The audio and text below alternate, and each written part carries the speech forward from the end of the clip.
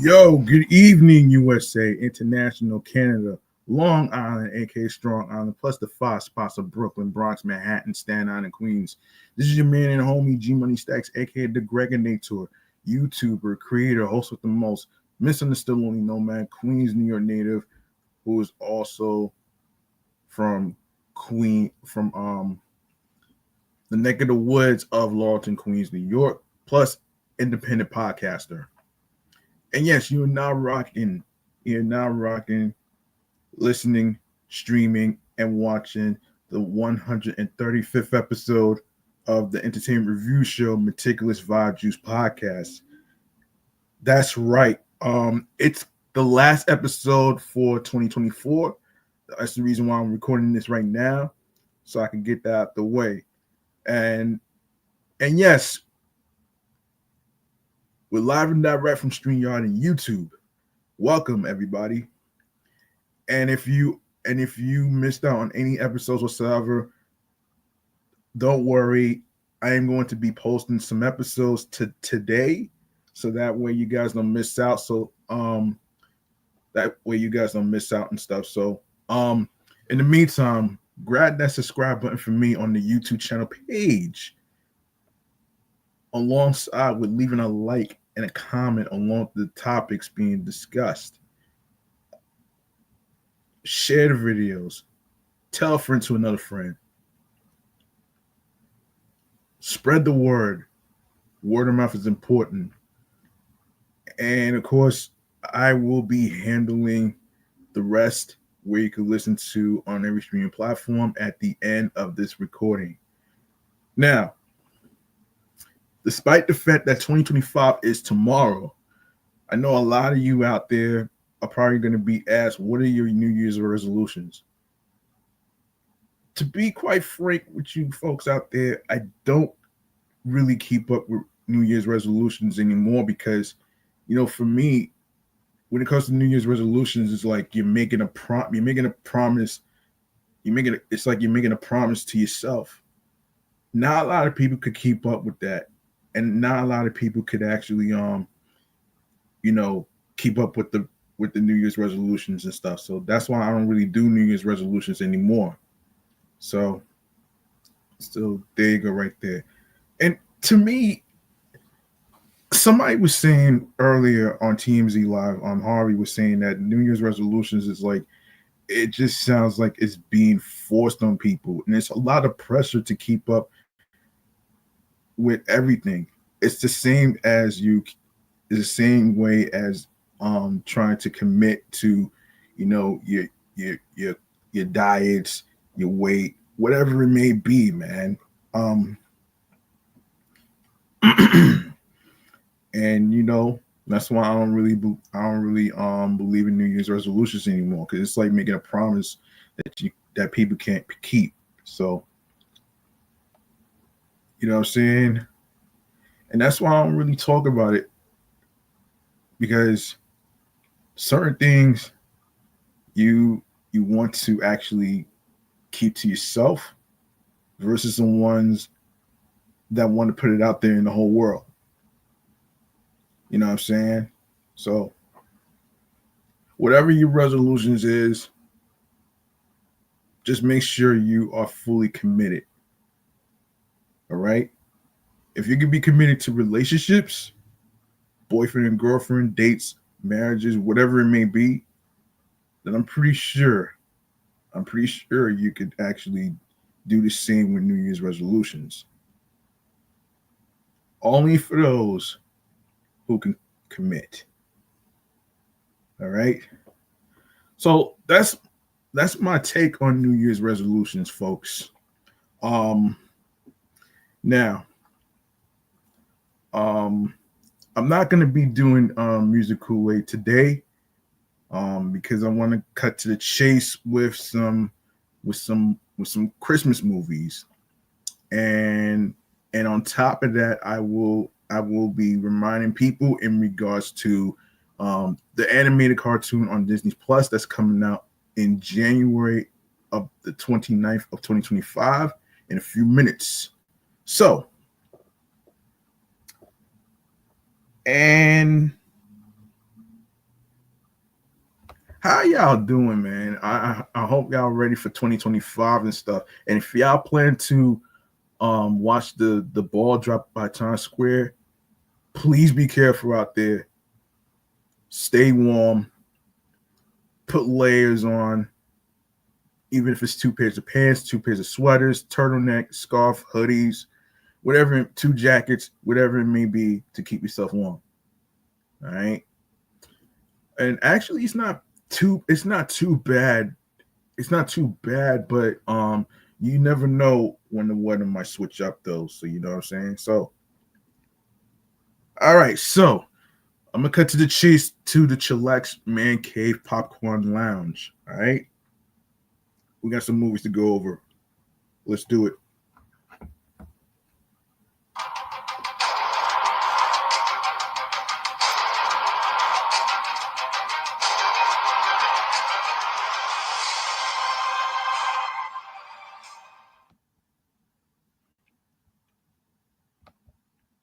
All right. Um, look, I'm gonna start off with this movie that a lot of people who said that they didn't ask for this, so whatever it may be, whatsoever. Um, okay, sometimes we all need a little laughter in our lives and stuff, especially comedy. And and the reason I bring this up is because George Lopez. He's been in the comedy game for years, and that's why I wanted to start off with him. So last year he came out with How the Gringo Stole Christmas, right? Now now let me just give you a little synopsis, a little summary. And so I'm not sure what the budget is for this movie, but let me just give you the rundown of the summary here. So, a Mexican father's Christmas celebration goes from merry to messy when his daughter shows up with her new boyfriend, an uninvited gringo in this holiday comedy. Now, hold on a second. Let's see how much did this movie cost. Okay, let's see how much it cost though, man. You know what I'm saying? Um, Okay, let's look at the budget for how the Gringo stole Christmas. All right. Let's see. Let's take a look at the budget. Um, hold on one second. Let's take a look at the budget. Let's take a look at the budget. Um, so let's see. Um, mm, let's see. So, what was the budget for this movie? Hold on a second. Let's take a look.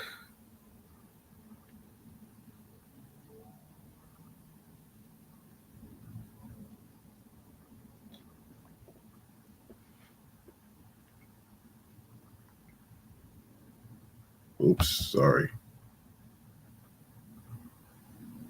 Hold on.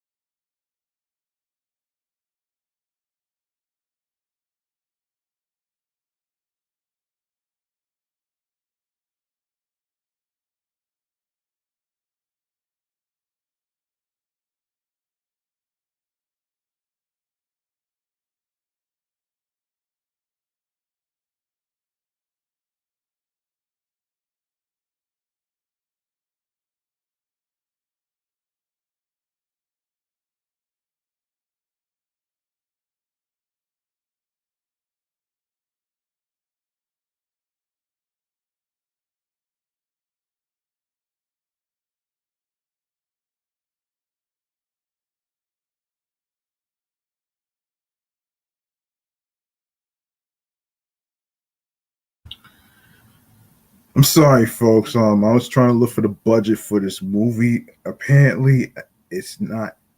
It's not. It's not on there. I think it went on. I think it went straight to on demand. So they probably didn't really believe in the movie and stuff. So that's pretty much what that is. And speaking of George Lopez, man, I may end up reviewing what is it? Lopez versus Lopez in a couple minutes. So to really knock that out, actually. So there you go. Um. All right. All right. The next movie we're gonna be talking about is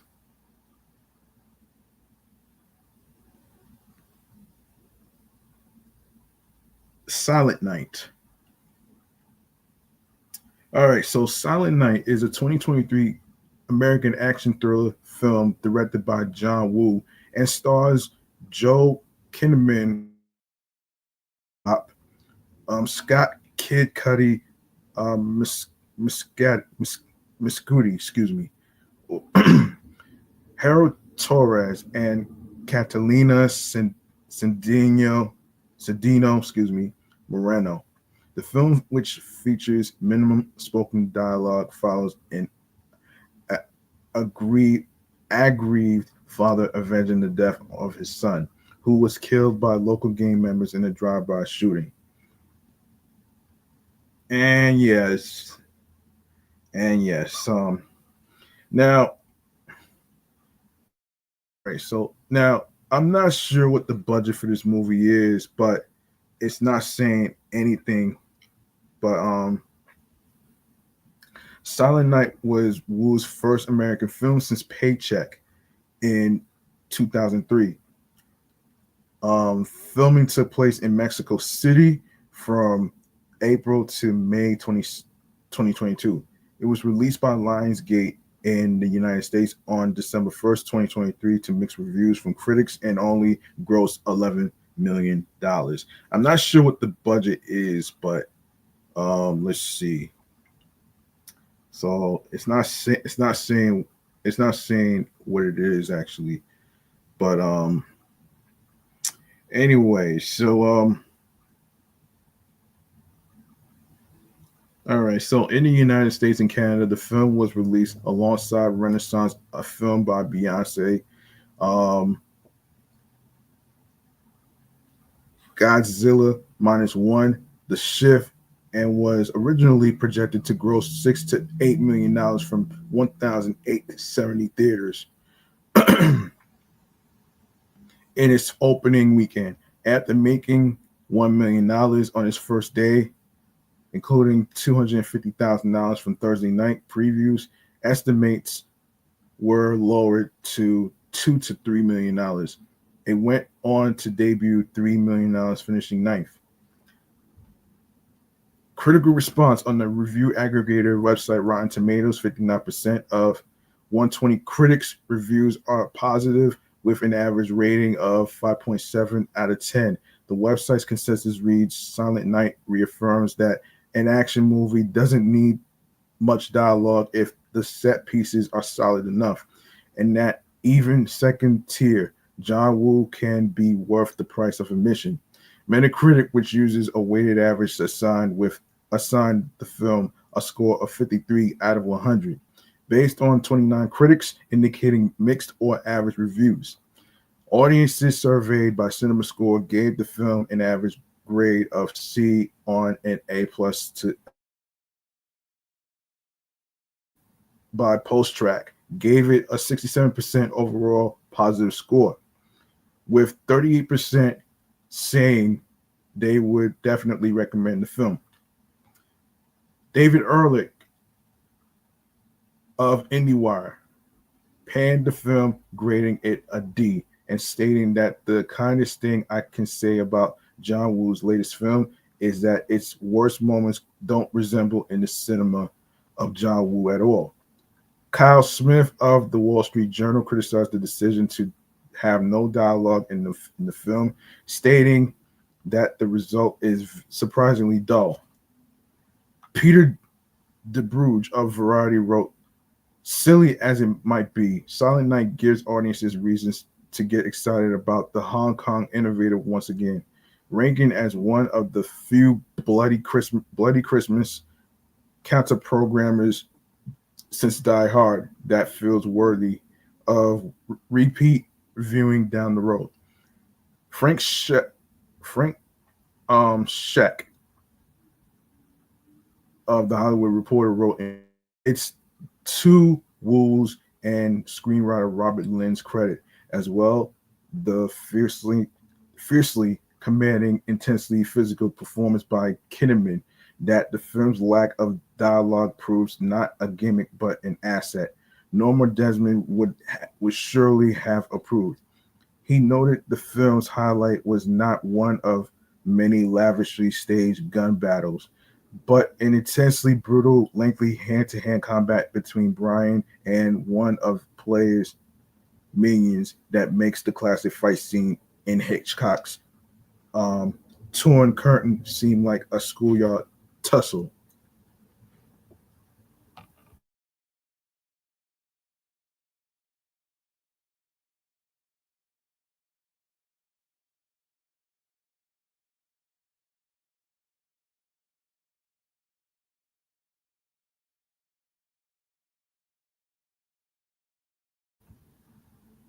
Glenn Kenny of the New York Times praised the film for its well crafted and brutal action scenes, stating that there's a lot of sound and fury and it works.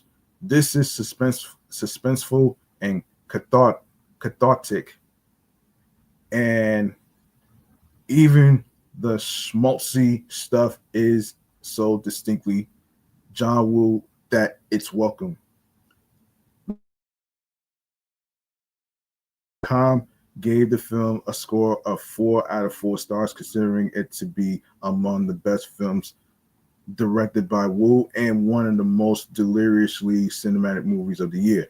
He emphasized that with Wu's bold yet elegant editing style, the cliches of the action revenge movie ultimately stop seeming merely familiar and begin to feel ritualistic, and stated movies like this don't work unless the people who made them aren't afraid to risk going too far.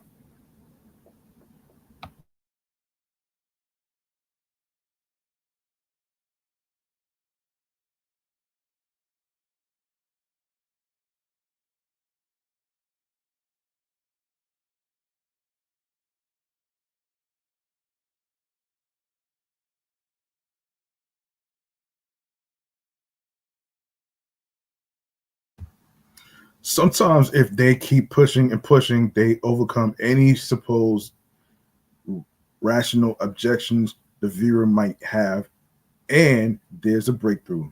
The floodgates open, and the feeling that pours forth is magnificent, rare, and sublime.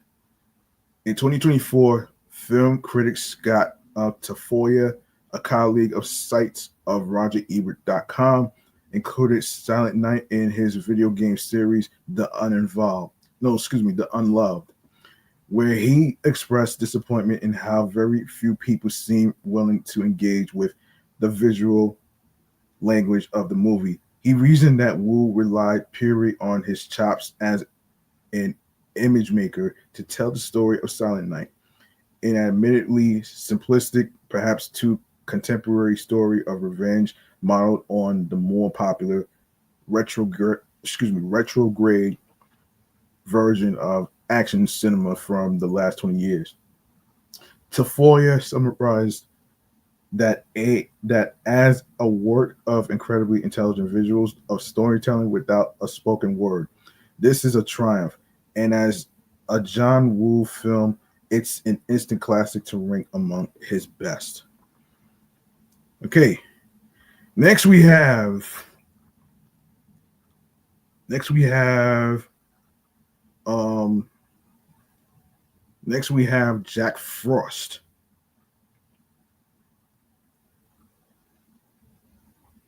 Wait, Jack Frost, the movie. The movie is what I'm talking about here. Yeah, All right, so Jack Frost is a 1998 American Christmas fantasy comedy film directed by Troy Miller and starring Michael Keaton, who you may know as Beetlejuice. Preston. Keaton plays the title character, a father and musician killed in a car accident, only to be brought back to life in the form of a snowman via a magical harmonica. It received negative critical reviews and became a box office bomb, grossing just $34 million against a budget of 40 to $85 million. Damn. Damn. Damn. That shit is messed up though. Oh shit. That shit is so messed up, man. Oh wow. That shit is so messed up, man. But hey, that's the crazy ass critics for you. You know what I mean?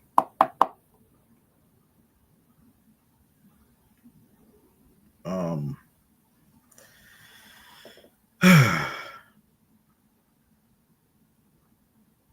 and by the way, folks, if you want to see a movie, despite what the critics say or whatever, go see it for yourself, man. Don't worry about the hating ass critics. A lot of times they'll say some harsh shit and it's not even pretty. So oh boy. Hang on one second. Hang on one second. Hmm. Okay.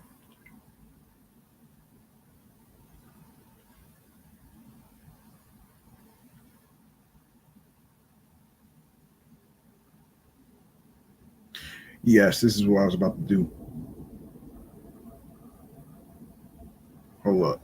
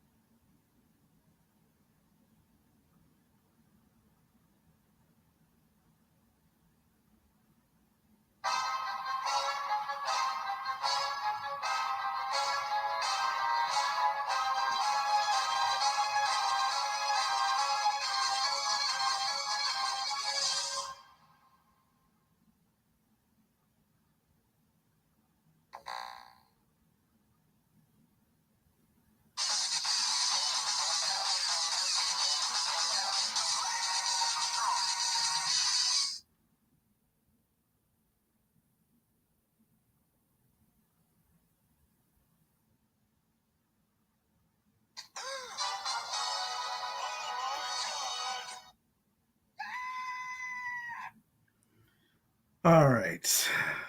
Okay.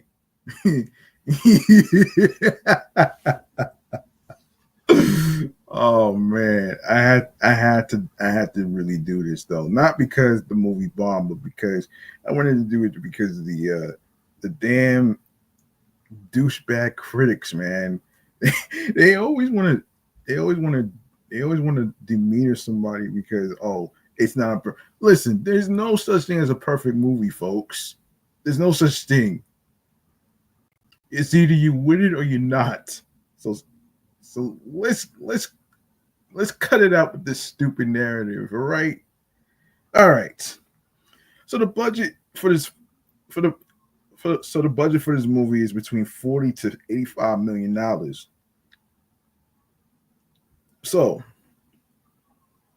and three of Frank Zappa's four children. Oh wow.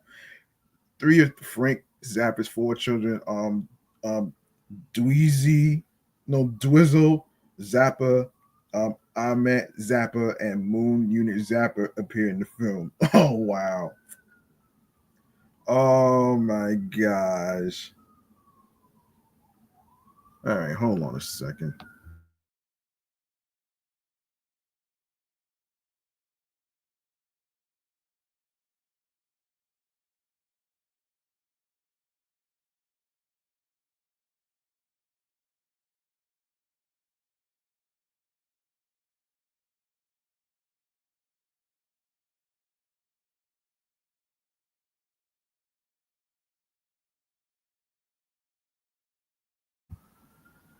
Yeah, sorry about that.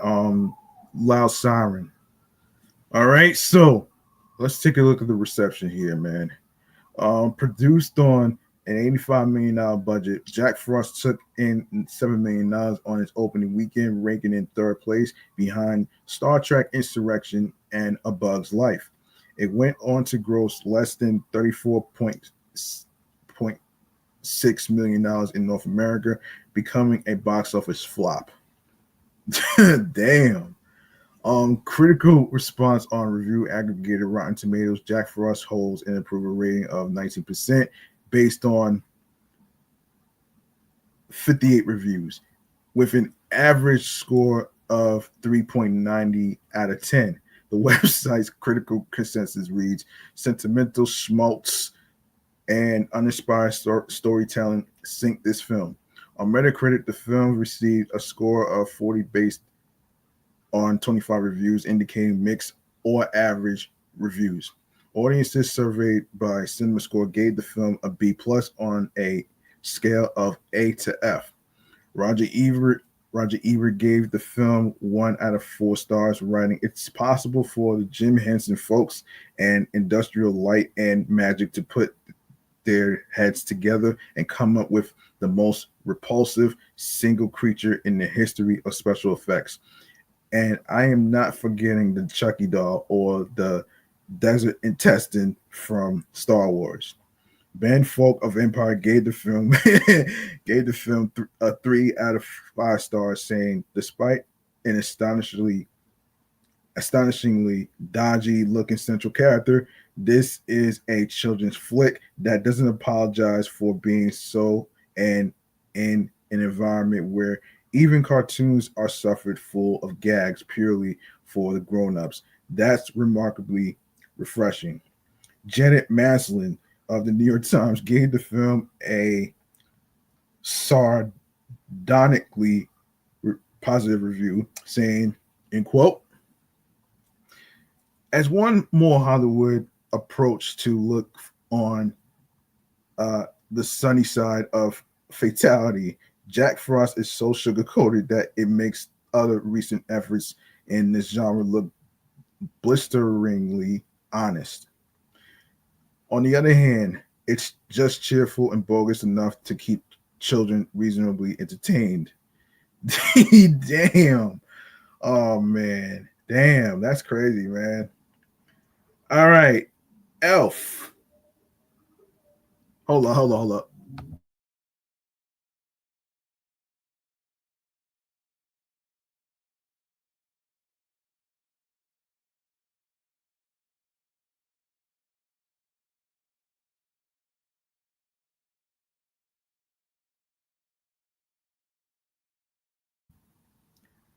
All right. Where are we? Yes, Elf is a 2003 American Christmas comedy film directed by John Favreau and written by David Berenbaum. It stars Will Ferrell as Buddy, a human raised by Santa's elves, who learns about his origins and heads to New York City to meet his biological father. Um, and it includes James Caan, Zoe Deschanel, Mary Steenburgen, Ed Asner, and Bob Newhart appear in supporting roles. Okay, and the budget for this film is $33 million. How about that? Um, how about that? And Elf was released in the United States on November 7th, 2003 by New Line Cinema. It became a major critical and commercial success, grossing $220 million worldwide against a $33 million budget. Farrell's performance as Buddy in particular was praised by critics. The film inspired the 2010 Broadway musical Elf the Musical and NBC's 2014 stop motion animated television special Elf Buddy's Musical Christmas. It has been hailed by many as a modern classic and is often listed as one of the best Christmas films of all time. It did more than 220. It made $228.9 million. How about that? Hold up.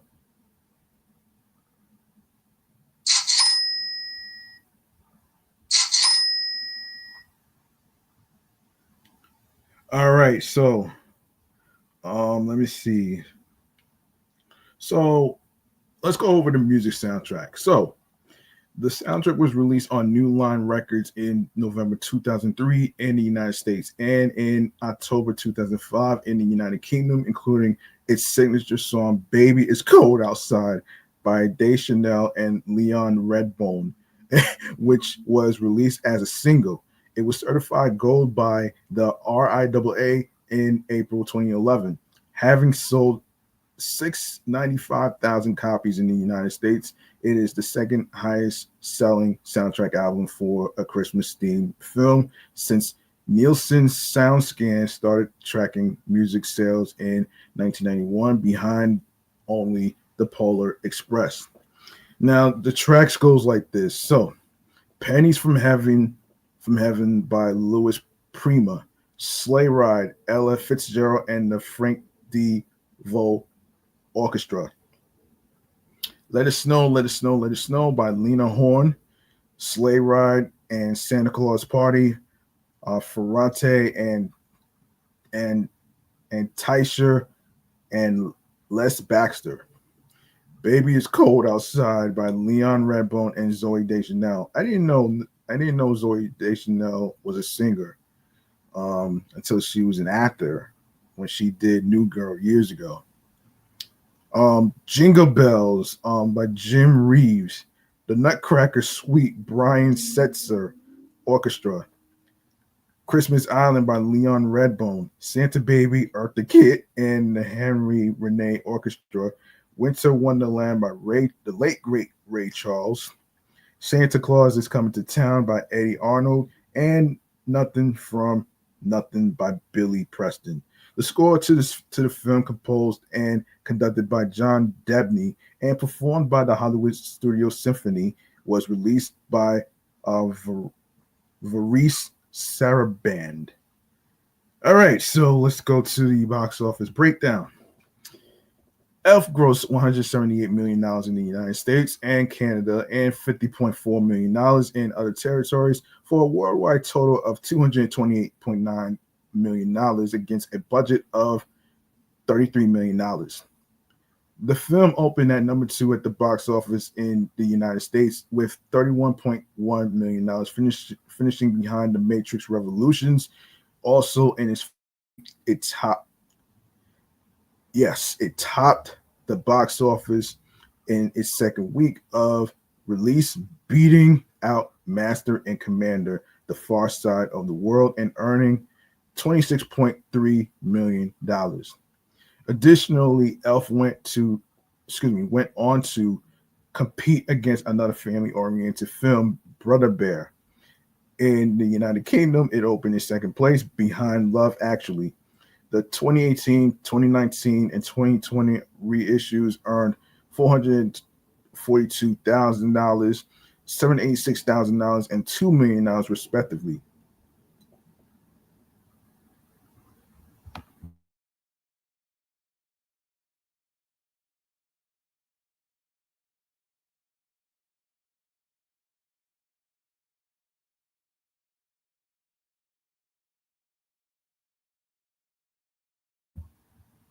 All right, critical response. On Rotten Tomatoes, Elf holds an approval rating of 86% based on 203 reviews and an average rating of 7.1 out of 10. The website's critical consensus reads a movie full of um, Yule, Yuletide cheer. Elf is a spirited, good natured family comedy, and it benefits greatly from Will Ferrell's funny and charming performance as one of Santa's biggest helpers. On Metacritic, the film has a weighted average score of 66 out of 100 based on 39 critics, indicating generally favorable reviews.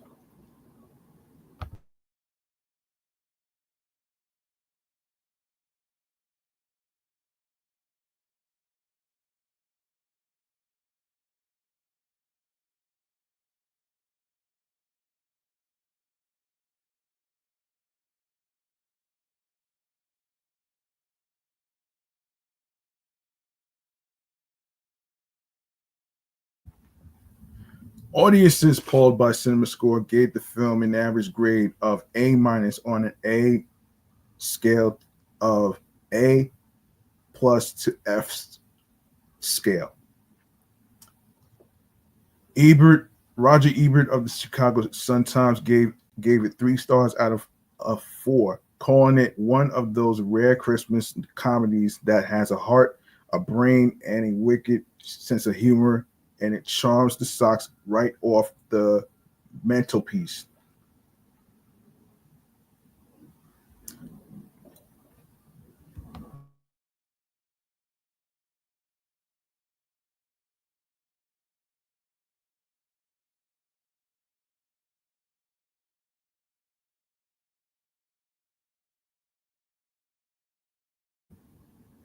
Writing for Rolling Stone, Peter Travers gave the film 2 stars out of 4, saying Pharrell, excuse me, Farrell makes the damn thing work, even though he can't get naked or use naughty words. There's a devil of comedy in Farrell, and he lets it out to play.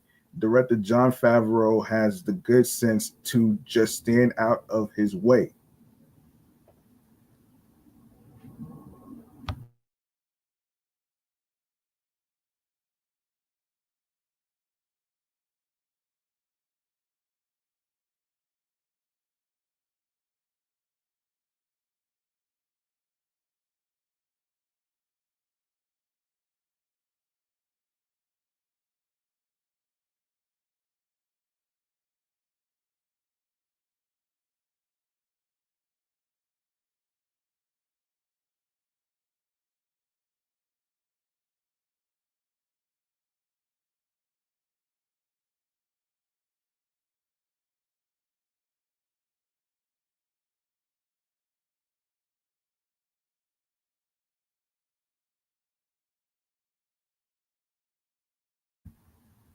The Hollywood Reporter gave the film a positive review, saying, "While the words holiday classic might be pushing it, Elf is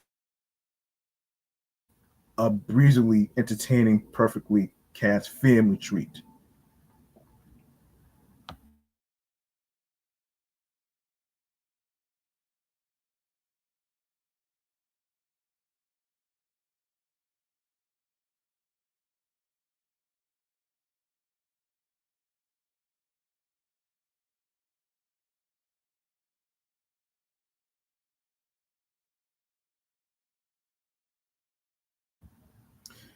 A.O. Scott of the New York Times gave the film a positive review, saying, in quote, Elf is a charming, silly family Christmas movie, more likely to to spread real joy than migraine, migraine,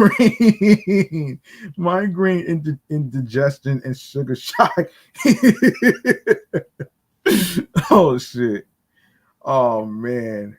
Um, the movie succeeds because it at once restrains its sticky, gooey, good cheer and wildly overdoes it. Excuse me. Anna Smith of Empire Magazine gave the film a three stars out of four. Excuse me, 3 stars out of five, and said Pharrell's man child invites sympathy and sniggers, making this amusing despite some flimsy plotting. Sight gags and a Santa-centered story should keep the kids happy too. Plot then gave the film a positive review, writing in quote, "The elf weird buddy has a heart as big as the Arctic North. Does his movie match it?" Now let's go to the accolades. The film was nominated for 9 awards and won 2. So so so the movie got 2 awards. So the 2004 ASCAP Award, Top Box Office Films, John Debney. 2004 Golden Trailer Best Comedy. And the nominations includes 2004 Nickelodeon Kids Choice Award Favorite Movie, 2004 MTV Movie Award Best Comedic Performance by Will Ferrell,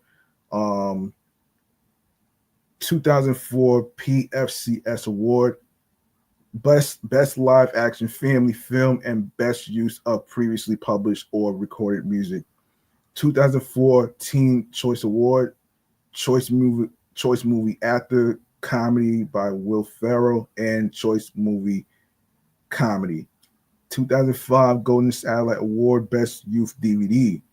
Critics rankings. Elf is often ranked among the greatest Christmas films, and it airs on television mostly during the holiday season. In 2017, Fandango users rated Elf as the best Christmas film of the 21st century. Digital Spy, number 3. Total Film, number 3. Entertainment Weekly, number 4. San Francisco Chronicle, number 4. The Guardian, number 4. Games Radar Plus, number 5. The Hollywood Reporter, number 6. Forbes, number 7. Newsday, number 7. About.com, number 9. Empire, 11. Chicago Tribune, number 17. And the New York Daily News, number 23. And speaking of Will Ferrell, man, I don't know if y'all saw this, but he's in a commercial. He's in a commercial for PayPal. I'm pretty I'm pretty sure you've probably seen it so many times and you'll be like, what is he doing in this PayPal commercial, man? And what's the story? Oh, like, what's the story behind this shit? And I didn't know he was a podcaster too, as a matter of fact, and he has a business. So I didn't know about any of that until I read online. Hold up.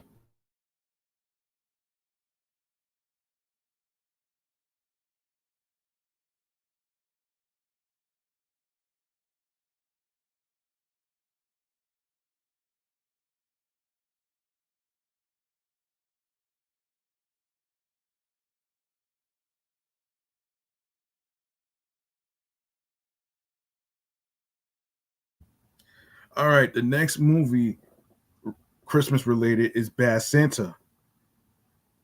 Bad Santa is a 2003 American Christmas black comedy crime film directed by um, Terry Zwigoff, written by Glenn Ficarra and John Requa, and starring Billy Bob Thornton in the title role, with a supporting cast of Tony Cox, Lauren Graham, Brett Kelly, Lauren Tom, John Ritter, and the late great Bernie Mac. It was Ritter's last live action film appearance before his death on September 11th, 2003. The film was dedicated to his memory. The Coen brothers are credited as executive producers. The film was released in North America on November 26, 2003, and was screened out of competition at the 2004 Cannes Film Festival. It received positive reviews and was a commercial success. Yes, it's R rated. Yes, it's rated R. Yes, and um, and the budget for this movie is like $23 million. Um, and it did well in the box office with $76.5 million. Wow.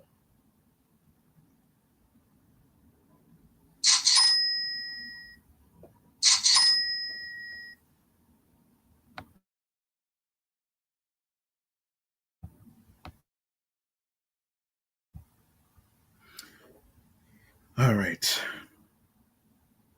All right, we're gonna get into the reception here. All right, so the reception, the film grossed over $60 million domestically and more than $76 million in total worldwide. Critical response on Rotten Tomatoes, Bad Santa has a 78% rating based on 221 reviews, with an average rating of 6.8 out of 10. The site's critics consensus reads in quote, a gloriously rude and gleefully offensive comedy. Bad Santa isn't for everyone, but the Grinches will find it uproar, ugh, uproariously funny. Sorry about the tongue tie.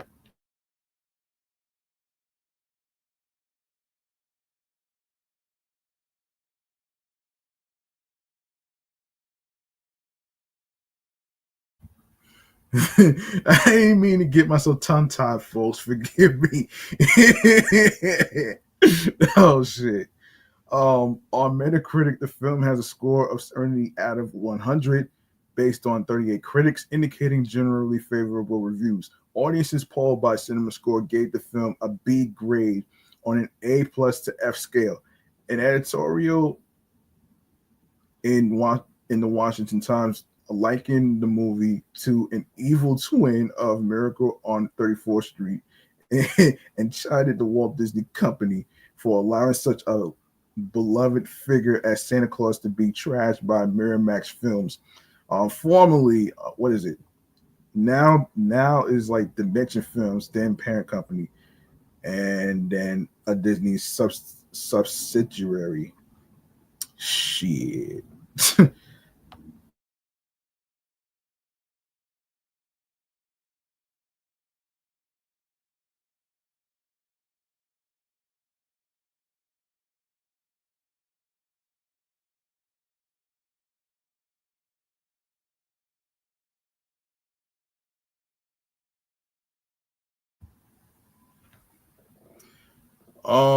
Roger Ebert of the Chicago Sun Times gave the film 3.5 stars out of 4, writing how Bad Santa was a demented, twisted, and unreasonably funny work of kamikaze style.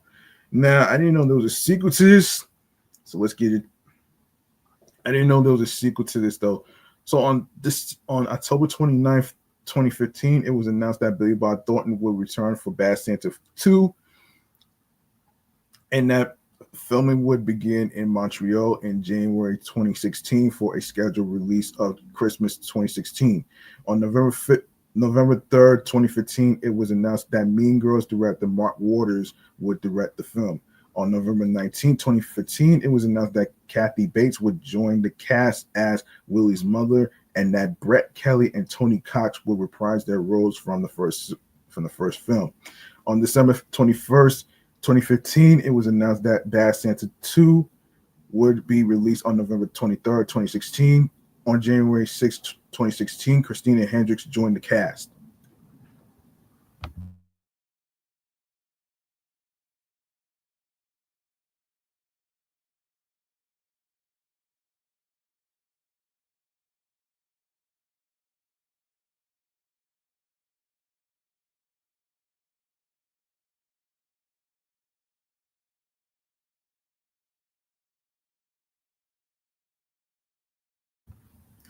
Bad Santa 2 is a 2016 Christmas black comedy drama film directed by Mark Waters and written by Shauna Cross and Johnny Rosenthal.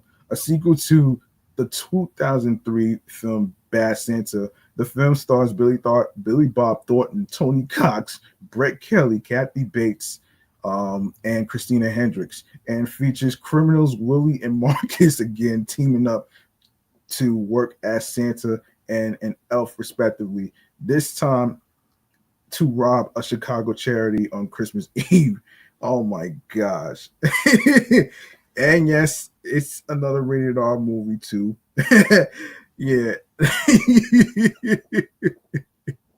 If you look up Bad Santa 2, you're gonna see Billy Bob Thornton lying down on the on a fucking table of a bar. you can tell that he's fucking drunk.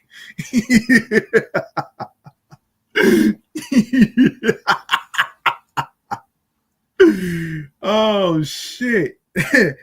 Oh shit. This is so funny, man. And other people that's in the movie: Ryan Hansen, Jenny Zigrino, Squir- Jeff Skoran, and Mike Starr. Okay. Oh shit. Ah damn. Budget for this movie is $26 million. Oh man. Principal photography began on January 11th, 2016 in Montreal, and the film was released in the United States on November 23rd, 2016 by Broad Green Pictures. In contrast to the original film, it received generally negative reviews and grossed $24.1 million worldwide against its $26 million budget.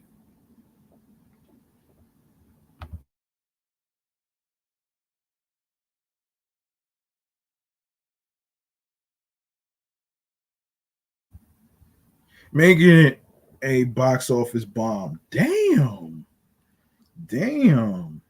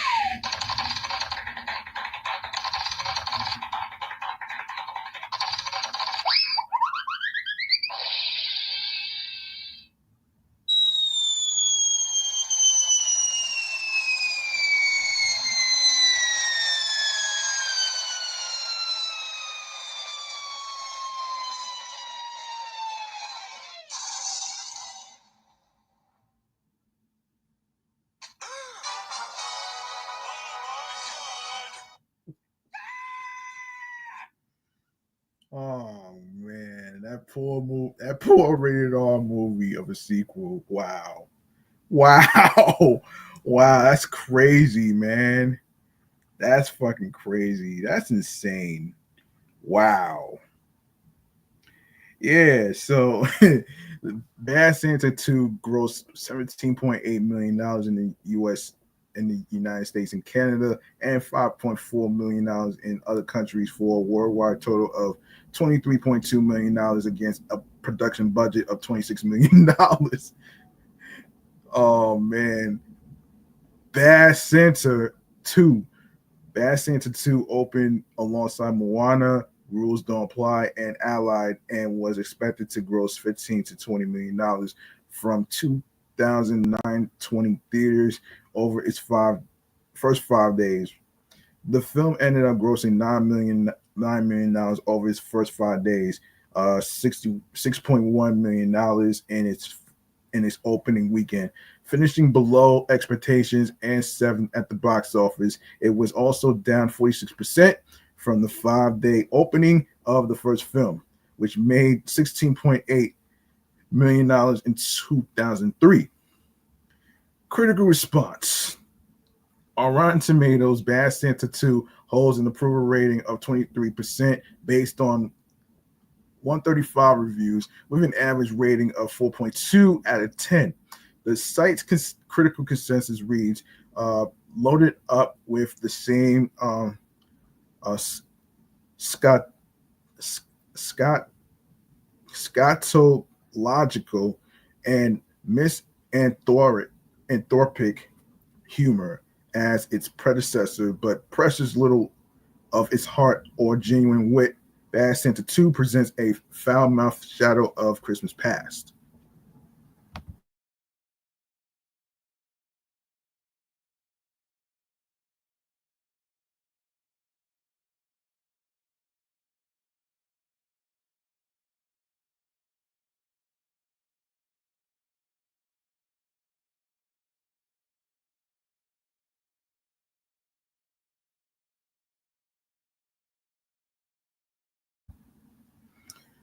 On Metacritic, the film has a weighted average score of 38 out of 100 based on 36 critics, indicating generally favorable reviews. Audiences polled by CinemaScore gave the film an average grade of C plus on an A plus to F scale. Um, while Posttrack reported filmgoers gave it a 69% overall positive score and a 51% definite recommend. Alex Welch of IGN gave the film 5 out of 10 and wrote that it does little to dispel the notion that most sequels simply aren't necessary. Ben Kisenberg, Ben Kenningsberg for the New York Times also found the film wanting, although praised Kathy Bates' performance. Vince Vince Mancini for Uprock said that the sequel will make one appreciate the original, and criticized the film's humor as plug-to-play one-liners, while also noting that the film isn't terrible. Amy Nicholson of Amy Nicholson for MTV mockingly referred to the film as badly traumatized Santa and wrote that it doesn't hate Christmas.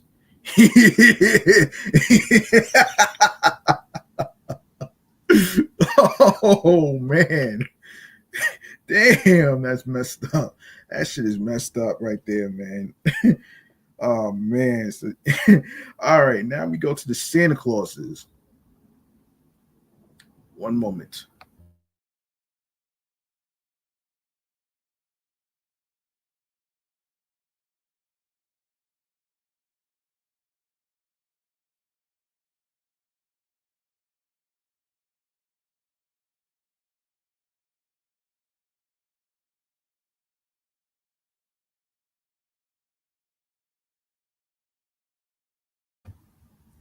Okay, The Santa Claus is a media franchise that consists of three American holiday family comedy theatrical feature films starring Tim Allen and one television series for Disney Plus, based on an original story by Leo Ben Venuti.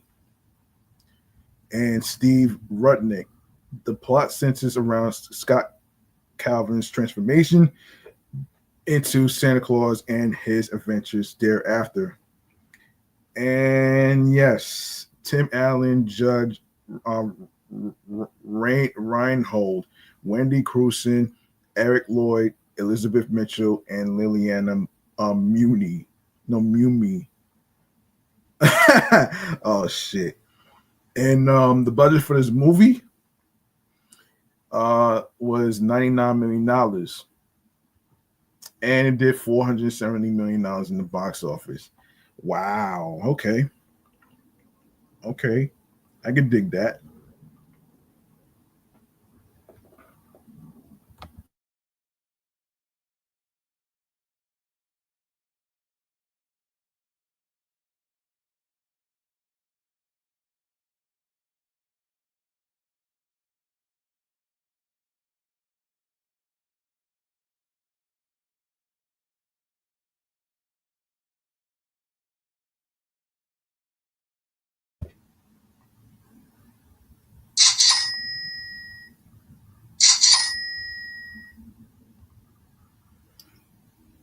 All right. So, all right, let's go to the reception.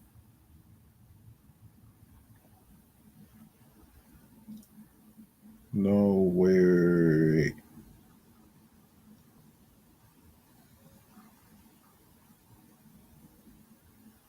Um, okay. So Santa Claus was met with mixed to positive critical reviews and was a box office success. In the years since its release, it has earned its status as a Christmas classic. The sequels experienced diminishing critical reception, but were financially successful and are considered holiday cult classics.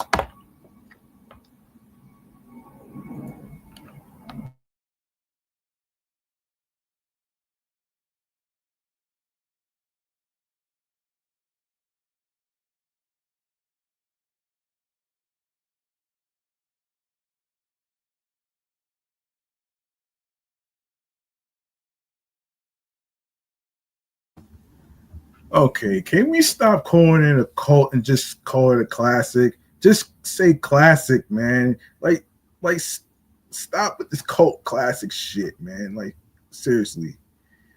Oh man. Oh man. Oh my gosh, man.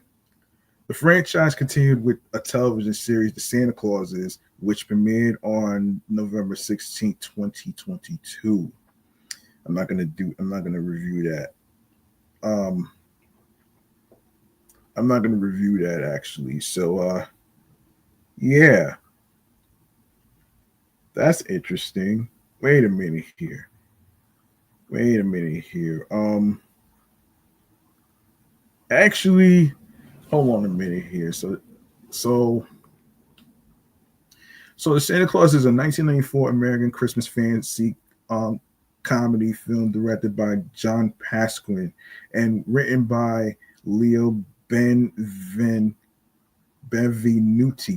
and Steve Rudnick. The first installment of the Santa Claus franchise. It stars Tim Allen as Scott Calvin, an ordinary man who seemingly causes Santa Claus to fall from his roof to his supposed death on Christmas Eve. When he and his son Charlie finish the late Saint Nick's trips and deliveries, they go to the North Pole where Scott learns that he must become the new Santa Claus and convince those he loves that he is indeed Santa Claus. Oh boy. Yeah. Not only Tim Allen's in this movie, Judge Reinhold, Wendy Crewson, David Krumholtz, and Peter Boyle are in this movie. And the budget for this movie is $22 million. Um, and the Santa Claus premiered at Hollywood on November 5th, 1994, and was theatrically released in the United States on November 11th. It grossed $190 million worldwide and received positive reviews from critics, and it has since become a Christmas time staple among viewers. Its success led to two sequels, The Santa Claus 2 in 2002 and the Santa Claus 3, The Escape Clause in 2006, which were both financially successful despite the former's mixed and the latter's negative reception. The franchise continues with a follow-up series, The Santa Clauses, which premiered November 16th, 2022 on Disney Plus. The film was originally going to be released under the Hollywood Pictures banner, but following positive test screenings among children, it was transferred to the Walt Disney Pictures banner. Okay.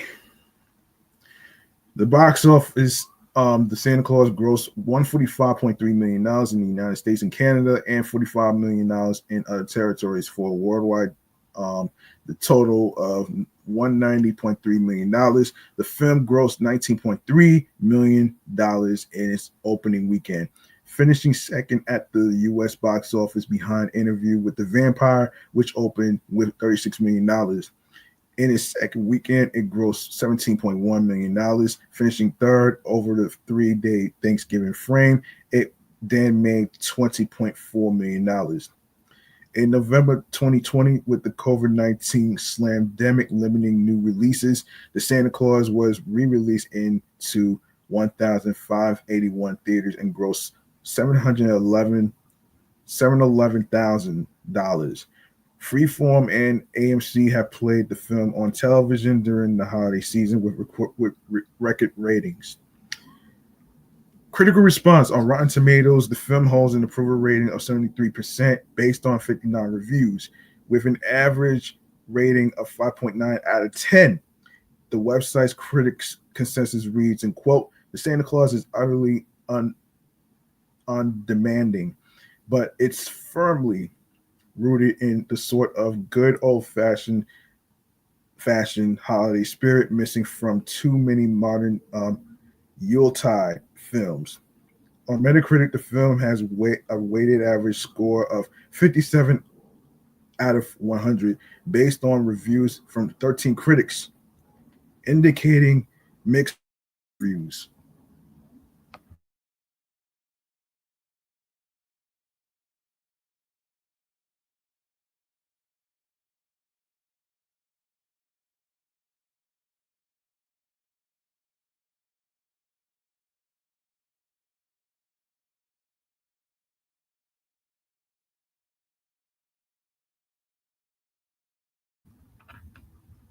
Audiences surveyed by CinemaScore gave the film an average grade A minus on a scale of A plus to F to F.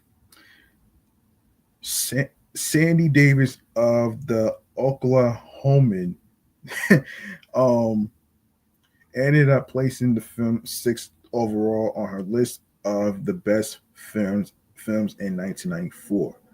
All right, let's go to the sequel. Hold on one second.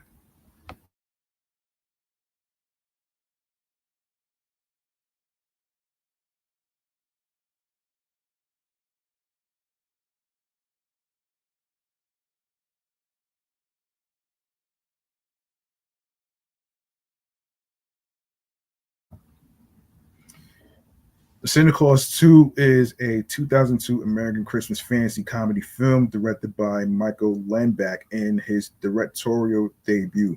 It is the sequel to The Santa Claus 1994 and the second installment of the Santa Claus franchise.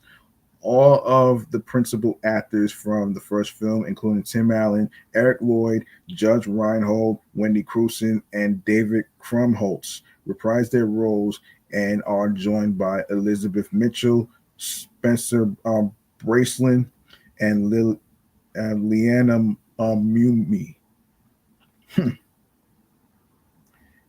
um, okay, and the budget for this film is $65 million. How about that?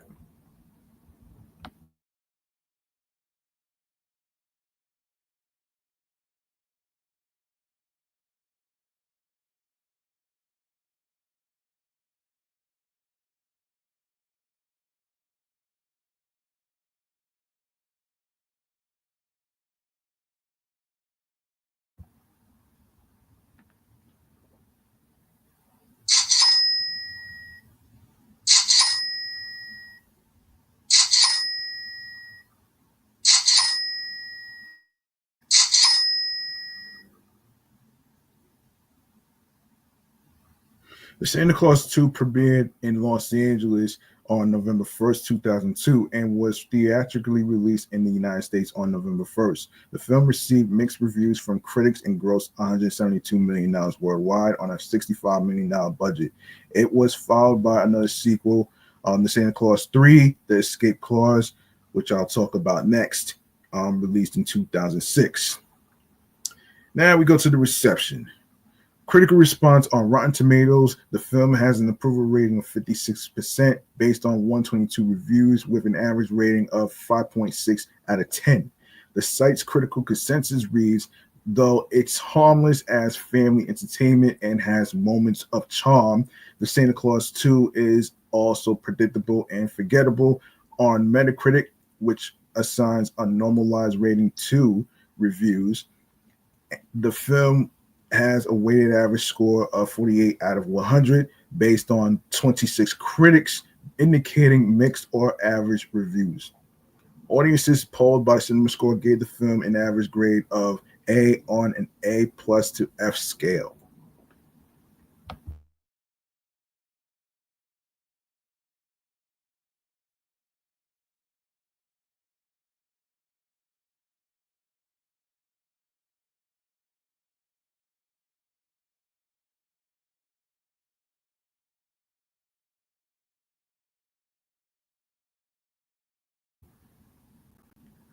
Roger Ebert for the Chicago Sun-Times found it more engaging, assured, and funny than the first film, with a nice acerbic undertone. Keith Phipps for the AV Club wrote, in quote, despite the obviously mercenary nature of this sequel, there's a thimbleful of clever ideas at work here. Most notably in the way Alan's Robo Santa begins to turn his toy factory into a tiny dictatorship. Claudia Puig called it a trite, predictable rehash.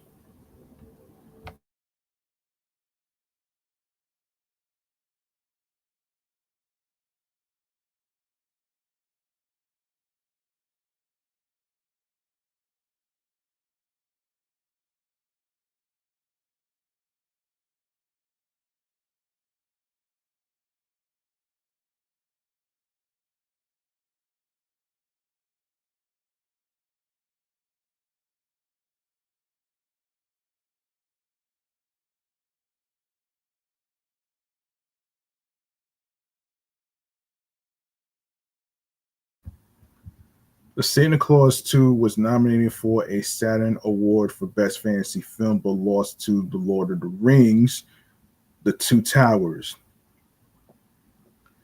Now we go to the box office. During its opening weekend, The Santa Claus 2 generated $29 million more than its predecessor and was ranked in first place at the box office ahead of Jackass, the movie, The Ring, and I Spy.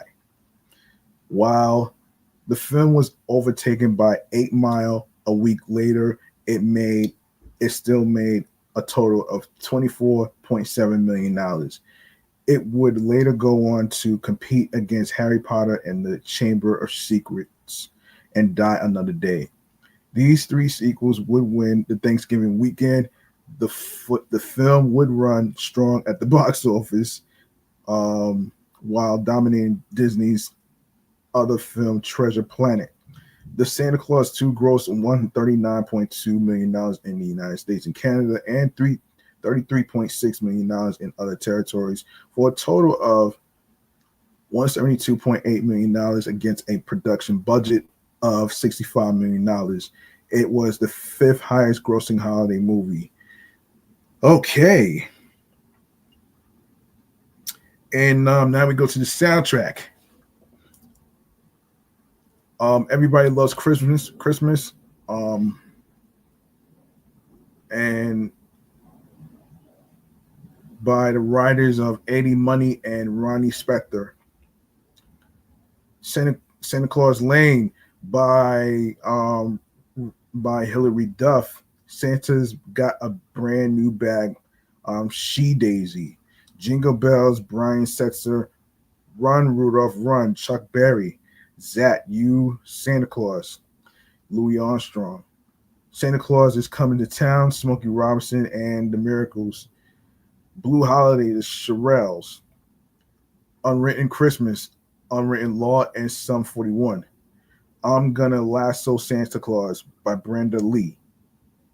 Santa Claus is Coming to Town, Steve Tyrell. North Pole by George S. Clinton. Yeah. All right. Now we go to the next one. Now we go to the next one. Hold on 1 second.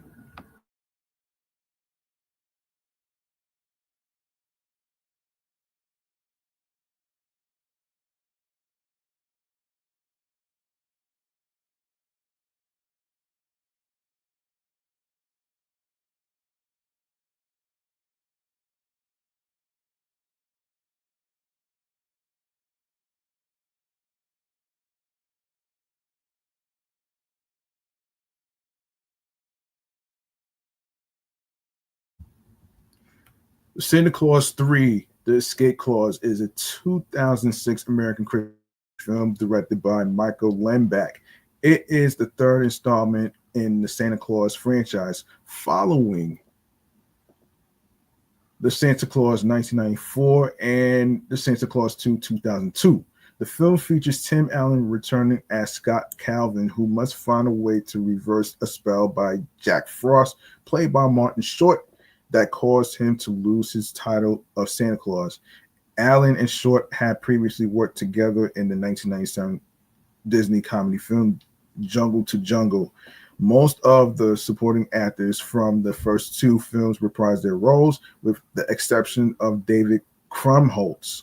As a result of his absence, Curtis, played by Spencer Breslin, who was previously the assistant head elf, has now been promoted to Bernard's former position. This was Peter Boyle's final film to be released during his lifetime. Um,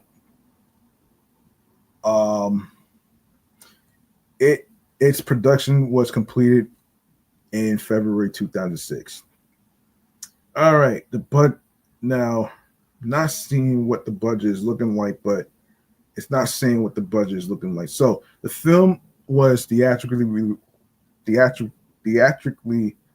um, released in the United States on November 3rd, 2006, and grossed over $110 million worldwide. It received negative reviews from critics, with Rotten Tomatoes calling it a bag of bland gags and dumb slapsticks. Oh, brother. All right, critical response. On Rotten Tomatoes, the film holds an approval rating of 17% based on 66 reviews, with an average rating of 3.8 out of 10. The site's critical consensus reads, playing Jack Frost as an evil cross between Liza Minnelli and Liberex. Martin Short is a welcome presence, but this tired series continues drawing from its bag of bland gags and dumb slapstick. On Metacritic, the film has a weighted average score of 32 out of 100, based on 17 critics, indicating generally unfavorable reviews.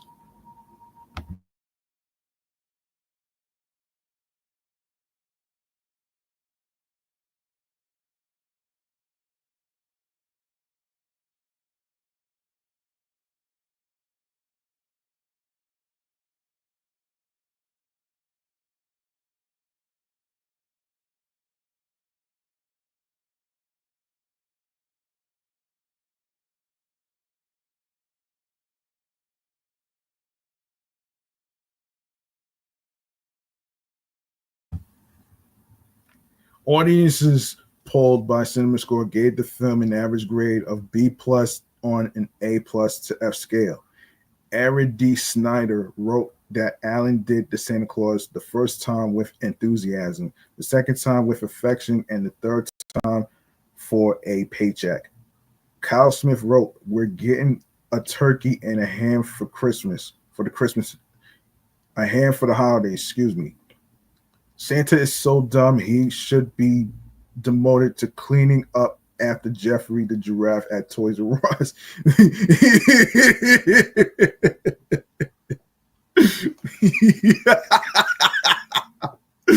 Oh shit, that's fucked up. Oh man, that's a little harsh, man. Don't you think? um, Manola Dargis dismissed the film as squeaky clean, but you might die of boredom. Finally, Mark Kermode described it on BBC Radio 5 Live as the cinematic equivalent of tertiary syphilis. Damn, really? Damn, really? And in a more positive review, Variety's Justin Chang said the Santa Claus 3 was a much cleaner, more streamlined ride than its overstuffed predecessor, adding that Michael Lembeck directs the action with a surer touch and more consistent tone than he brought to Santa Claus 2, and effortlessly pulls off the pick's sentimental, life affirming moments without tugging too hard.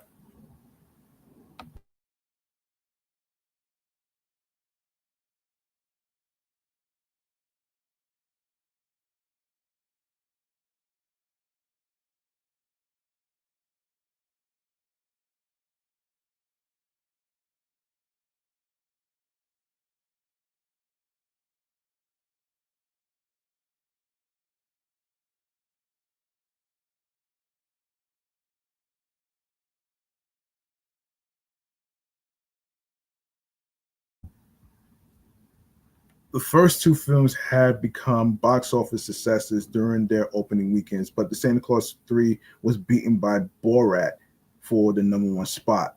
The Santa Claus 3 made 84,500,122 in North America and a worldwide gross of 110,768,122. The first film made 189,833,357 worldwide at the box office, while the second film made 172,88.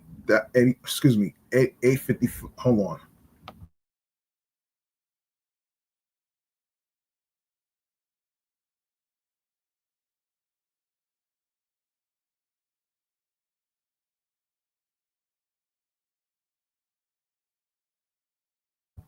I'm sorry for the tongue twister, folks. It's this noisy plane that's like flying over the. You know what I mean? Anyway, as I was saying about the second film, so the second film made what? The first film made 189 million 833,357 dollars worldwide at the box office, while the second film made 172,855,065 dollars. All right, so that's good enough for the Santa Clauses. All right. Um, okay. Next Christmas film is Candy Cane Lane. Interesting. Um, Candy Cane Lane is a 2023 American Christmas film directed by Reginald Hudlin and written by Kelly Younger. The film stars Eddie Murphy, who recently had a movie, Beverly Hills Cop 4 on Netflix. Go check that out. Tracy Ellis Ross, Jillian Bell, and um, Thaddeus J. Mixon, Ken Marino, Trevante Rose, David Allen Greer, and Nick Offerman. Um, it tells the story of a laid off corporate marketer who makes a deal with a wicked Christmas elf to win his street house decoration contest. Jeez.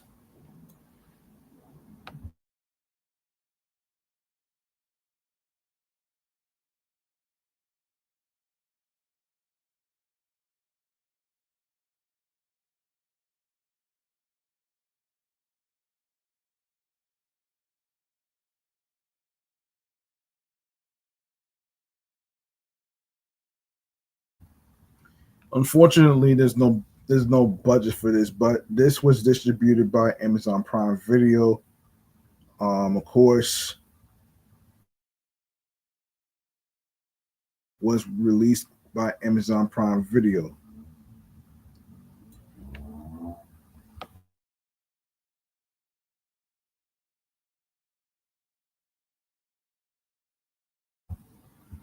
All right, Candy Cane Lane was released on December 1st, 2023 by Amazon MGM Studios on their streaming service Prime Video. Now we go to the reception. On the review aggregator website Rotten Tomatoes, 46% of 70 critics reviews are positive, um, with an average rating of 5.4 out of 10. The website's consensus reads Candy Cane Lane gets credit for its willingness to get weird, but in most other respects, this Eddie Murphy led holiday comedy is a dead end. Metacritic, which uses a weighted average, assigned the film a score of 47 out of 100 based on 14 critics, indicating mixed or average reviews. Richard Roper of the Chicago Sun-Times gave the film a score of 2 out of 4, writing Candy Cane Lane is a stunningly uneven film that careens between cornball family drama, slapstick comedy, and special effects laden gimmickry. James Dyer, writing for Empire, scored the film a 3 out of 5, saying, in quote, part It's a Wonderful Life, part Drag Me to Hell. Oh, man. Oh, shit. This unholy concoction of ideas is unlikely to become a seasonable staple, but sift through the nonsense and there's a surprising amount to enjoy in this bonkers Noel nightmare. In what other film can you hear the phrase "this chicken is tripping"? And watch a psychotic elf kick Black Santa in the nuts. Oh no! Wow! Wow!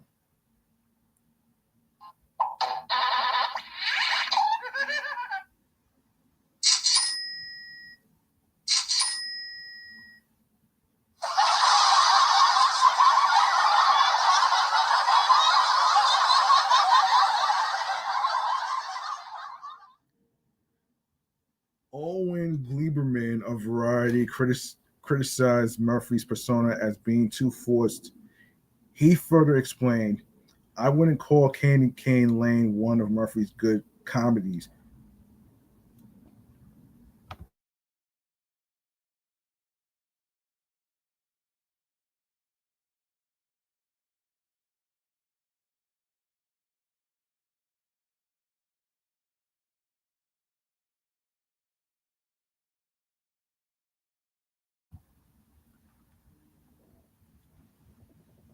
It's too long, too jammed together, and beneath it all, cut, too Christmas cookie cutter. Yet Murphy inhabits the role of a doting dad who lives for Christmas with reassuring ease. He closed his review writing Candy Cane Lane shows you that the Christmas movie as we know it may be all used up and that it has now entered its anything goes surrealist phrase. Tis the season to be batty. Oh shit. That's really messed up right there, man. That's really messed up right there, man. Um, so yeah. So yeah, let me see. I said I was gonna go over something versus Lopez. Yeah, that will be the next one to actually go over. And that'll be the next one to go over actually. All right. So I'm gonna get into it right here, actually. So, give me 1 second, folks.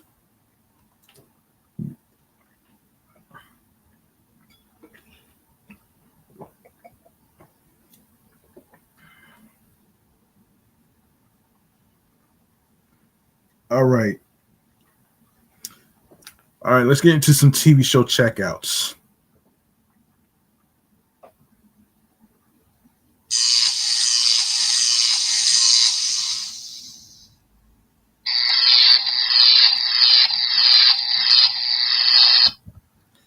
All right. I said I was gonna go over Lopez versus Lopez. All right. So for those of you who may not know, George Lopez, the well-known legendary comedian, is on a TV sitcom. All right. Um, hang on. This is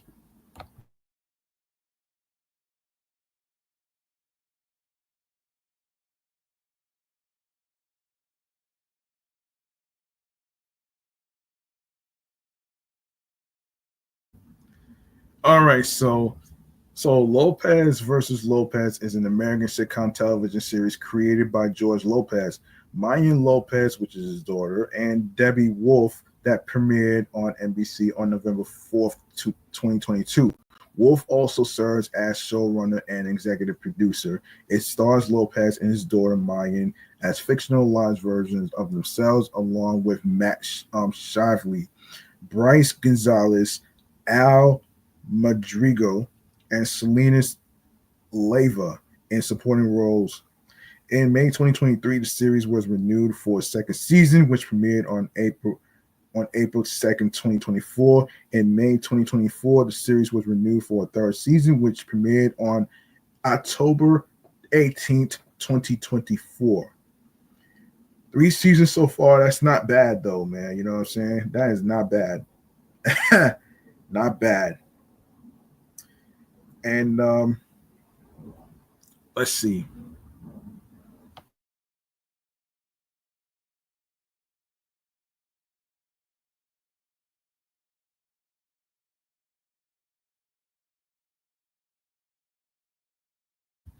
All right, so the premise is like this. George, the owner of a moving company that went bankrupt, is forced to move into his daughter Mayan's house. The problem is that Mayan and George have just started speaking after being estranged for most of her teenage years. Sheesh, that sucks. Now they seek to heal their relationship and learn more about each other. With this, Mayan, along with her boyfriend Quentin and their son Chance, are trying to adjust to their new living arrangements with George. In addition, they are also having to adapt to Mayan's mom and George's ex-wife, Rosie, dropping by unannounced, usually to either see Mayan or to throw shade at George. Oh boy. Oh boy. That's crazy, man.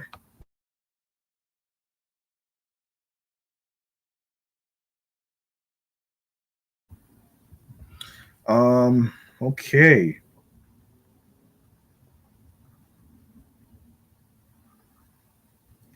Yeah, oh man. Yeah, that's crazy, man. Main characters are George Lopez, Mayan Lopez, Matt Shively, Bryce Gonzalez. Of course, they the first two play themselves. Um, Matt Shively as Quentin Mark Van Bryan, Mayan's live-in boyfriend. Bryce Gonzalez as Chance Lopez Van Bryan, George's grandson, and Mayan's and Quentin's son. Salinas Leyva as Rosie Flores Lopez, George's ex-wife and Mayan's mother. Um, hold on.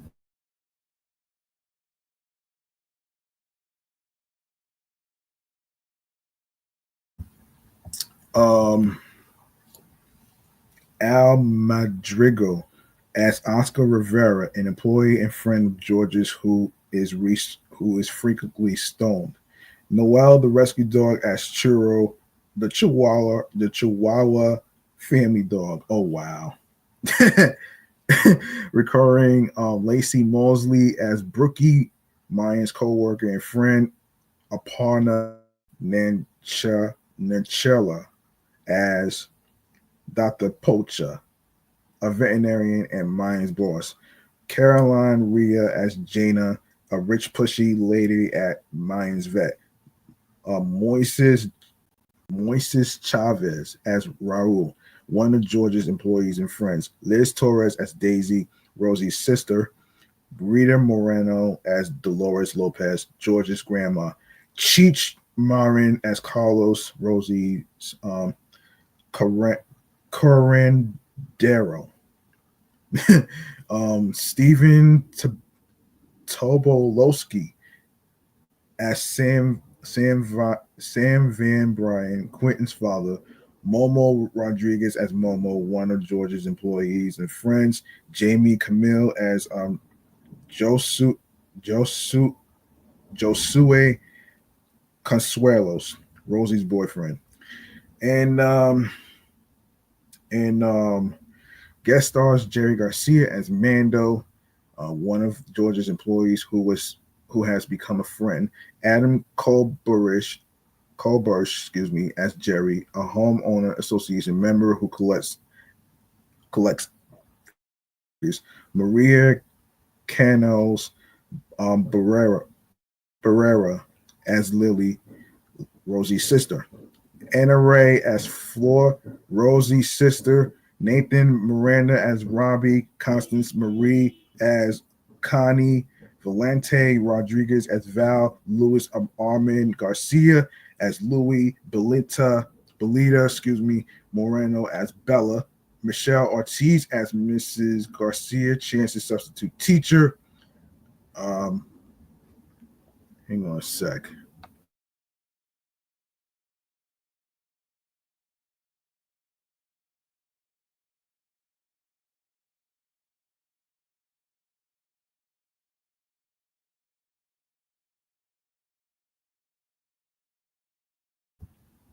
All right, Neil Flynn as Steve, June's father and George's enemy. Eden Share, Steve's daughter and Mayan's friend.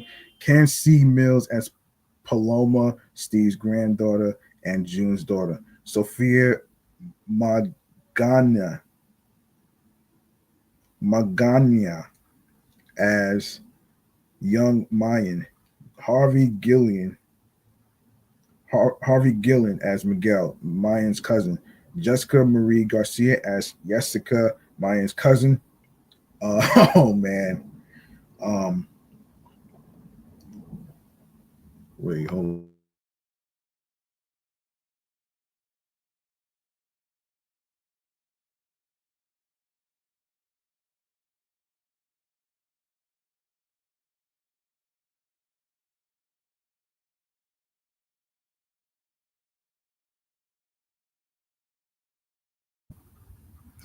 All right. Let me see where we left off here. Um, yes.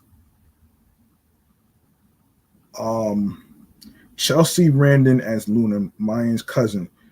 Jacob Vargas as Avia, Rosie's client. Greg Sulkin as Dr. Bell. Justina Machado as Beatrice Bunny Perez, Rosie's friend. Lydia Porto as Gina. Eric Griffin as Don Patino, Mayan's ex godfather. Marilyn Millian as Judge Jessica Justicia, a Latina TV judge. Um, Hold up.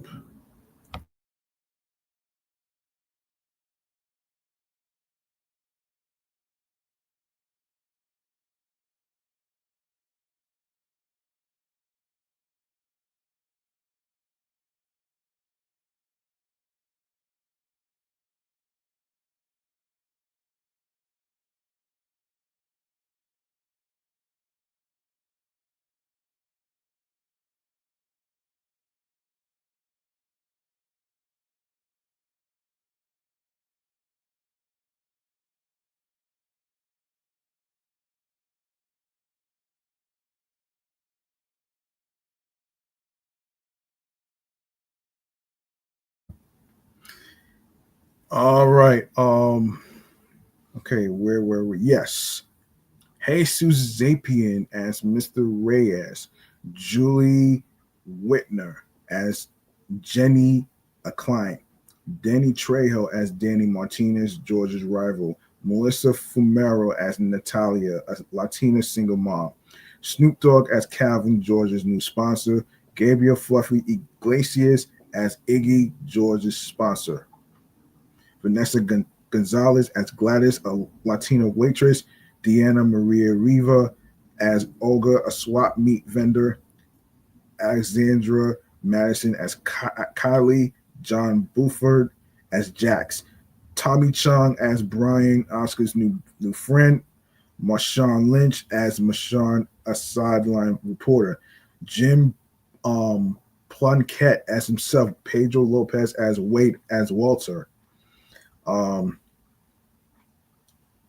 Shiana Shea as Erica, Justin's boyfriend, Brooke Davies as Justin, Erica's wife, Lisa Renna as Lisa Perry, George's client, Jackie Garrido as Valencia Santa Domingo, Michael Arby as Father Ramirez, Tisha Campbell as Dr. Glenda Brenda, Mayan's therapist, Anthony Anderson, Todd Cheeks. Oh shit. Mini Kiss as themselves, Michael Blake Clock as Nick, Meredith Paul as Becky, Al Coronel as Tio Pablo, Elaine Galindo as Tia and Tia Angela, excuse me, Vicky Lawrence as Ruthie Van Bryan, Quentin's mother, Jeff Ross as Jeff, one of George's friends, Adrian Gonzalez as Rico, Annie Gonzalez as Annie Dominguez, Mayan's high school best friend, Adam Arigoyen as Orlando Rosie spoiler nephew, Eli Greenberg as Iker, Hannah Zamora as Yessie, Brian Brian Polson as Nicholas, Amal Santa who reminds George Payaz as Joseph, and Tina DeMarco as Irma. All right. Now, I gotta say, man, I gotta say, when this series came out though, it's been pretty decent, man. You know what I'm saying? It's been pretty decent. You know, it's been pretty decent. It's been pretty decent, and the most hilarious show ever. So y'all check it out on NBC and check your local listings. All right, and you can even watch it on demand if you are a Spectrum customer. Now we go to your friendly neighborhood Spider-Man. All right, so your friendly neighborhood Spider-Man. All right, so according to Game Rant, okay, um, so the release date for your friendly neighborhood Spider-Man was pushed to 2025. Show creators abandoned plans to make series canon for creative freedom. The series will be adjacent to the MCU, but different from the established Spider-Man franchise. Your friendly neighborhood Spider-Man was initially expected to arrive this year. However, the release date has been pushed back, and part of the reason is probably the creative team changing their minds about its narrative. Marvel announced your friendly neighborhood Spider-Man in 2021. It has been 3 years of waiting, and the animated series is still not ready for release. There were rumors that it could stream on Disney this year, but sources claim in October that there was a delay in the production and it would not premiere until 2025.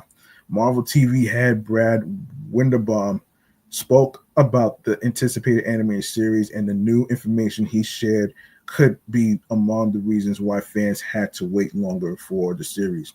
According to Winderbaum, they will not pursue the initial plan to make the show canon because it's limiting their creativity. He explained that forcing it to be canon put the creative team in a hard place in terms of development. It's it started out as okay. It's Spider-Man's freshman year. He's going to be a freshman. Can we get away with this being entirely in the MCU? And very early in very early on in the development process, um, we realized how locked in that actually made us. He told Phase hero. We couldn't really use his rogues gallery. We couldn't really use his origin. It was not fun, honestly. We would have had to put so many limiters on our story to get it to lock into canon.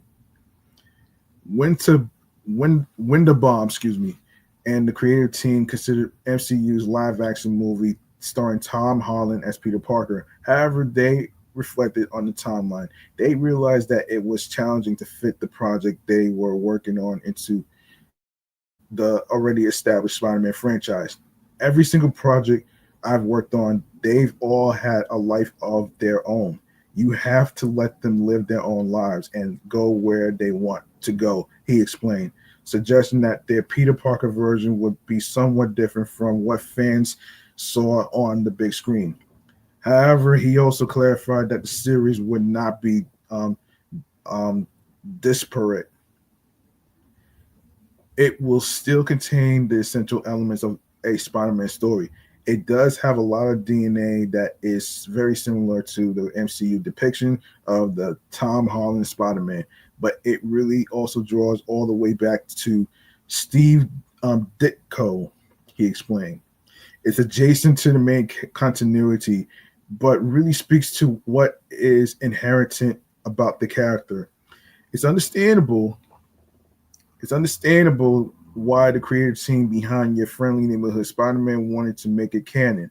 Doing so would tie the show to the bigger Spider-Man titles, especially the MCU films, which are massive hits. A cohesive and interconnected universes is also great for a superhero story like Spider-Man, who is not an isolated character. However, making a canon project from an established universe or franchise is also challenging because the creative team has to align their write-ups with a larger body of work. They need to ensure that their project is aligned with the established timeline, events, characters, and rules of the universe. They have to track the lore and connections of the previous Spider-Man projects, be it movies or series. It's hard work, and it's clear that the people working on your friendly neighborhood Spider-Man no longer want to push themselves into doing that, and that's okay. It made sense, especially since fans were already expecting the show. Not making the animated series canon is okay, so long long as it delivers. Now I did see a release date for your friendly neighborhood Spider-Man. It's supposed to be coming out on January 29th of 2025. So mark your calendars. All right. All right. So let's see. Let's see. Let's see if there's anything I need to cover. Let me see. Let me see. Yes, yes, yes. I want to cover some video game news actually. So let's go to yeah. Hold on a second. I'm going to set this up right now. I'm gonna set this up right now. Actually, let me set this up right now.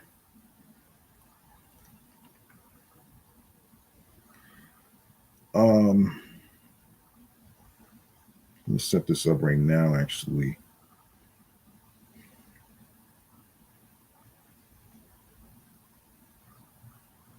hmm. Um, all right. Some game previews actually. Let me see. Let's take a look at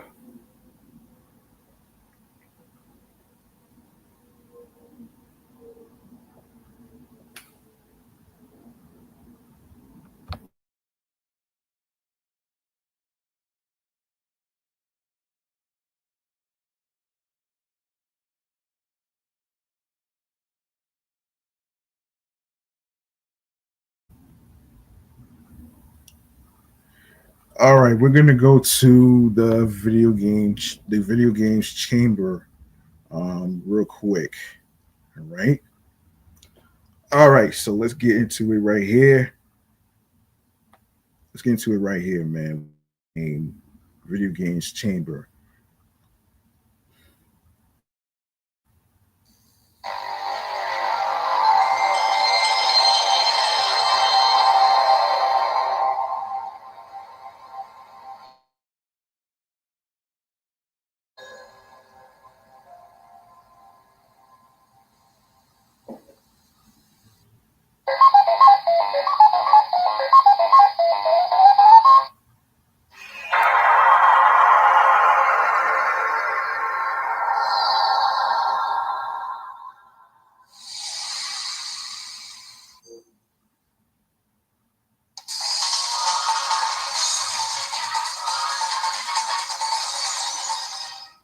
All right, today's video game segment six. All right, according to the people from Video Games Chronicle, the day Grand Theft Auto 6 is released will look something like 28 days later. The streets will be a ghost town. Workplaces will be full of empty chairs, and schools uh, will have so many absences that the teachers will start worrying there may be some sort of infectious disease they weren't aware of.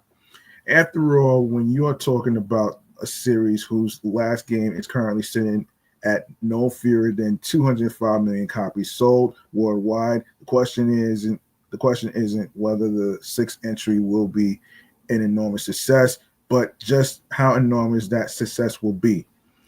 There are a few certainties in life.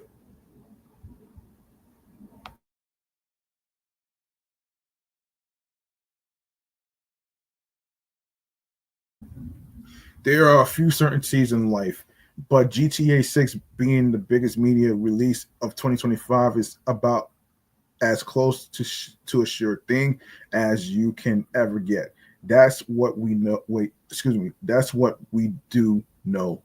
That's what we do know. But it's what we don't that could determine whether the game will live up to its astronomical hype. It's previously known that we're dealing with two protagonists this time, including the first playable woman lead since 2000. Not the first ever, as some claim. Lucia and her partner, whose name still isn't known at the time of writing, though previously leaks suggest it's Jason, looks set to be the 21st century mainstream version of Bonnie and Clyde as they blaze a trail of crime through Leonida, which is based on Florida. You mean based in Florida, taken in Vice City as part of this. The plot has only ever been one component of GTA's success. While we'd imagine it will be solid again, it's the series' reputation for satire that's less of a sure thing this time around. A lot has changed in the 12 years between GTA 5 and GTA 6. The world, excuse me, this is a world that will be in its second Trump presidency. Oh gosh, no. You have to put his name in there. What does that have to do with the video game? A world where rampant social media toxicity, fake news accusations, anti woke narratives, and a deep fake technology that are a hold on.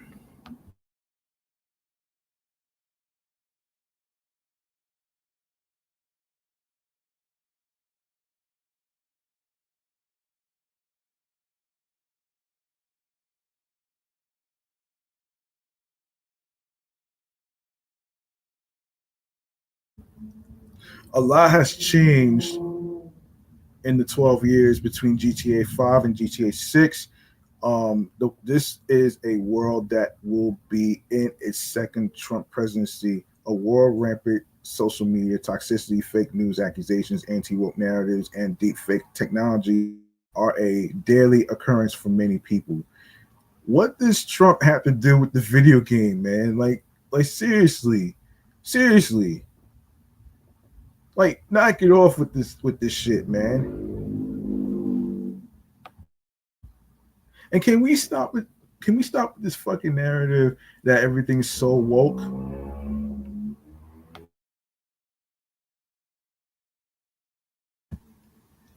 We gotta stop this narrative that everything is woke, man. Like stop it, man.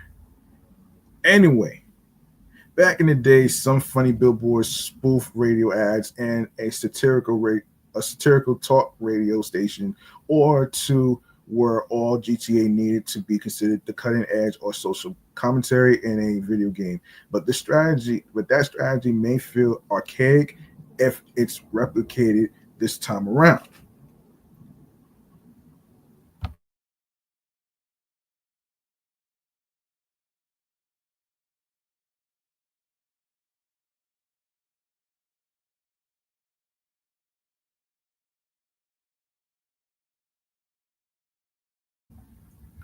Will Rockstar's writers somehow figure out how to poke fun at the powerful and pitiful of today's society in a way that feels fresh? It certainly isn't deciding to back down from the challenge. The game's first trailer includes numerous Easter eggs, poking fun at the likes of Fox News and all things Florida. Oh shit. So it's clear that a sense of humor will remain intact, however successful it ends up being. The other complete unknown is how the game's ineditable online component will look and how it'll differ from the current GTA Online. Will it replace it entirely? Will players be able to copy over everything they earned in the GTA 5 version? Or will they have to start again?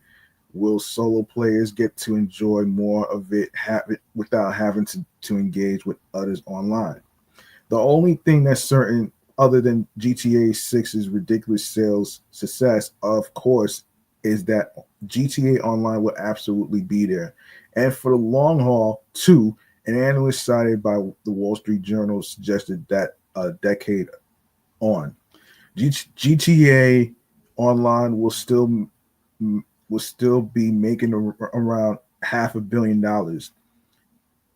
Yes, with a B, in the 12 months between summer 2022 and 2023.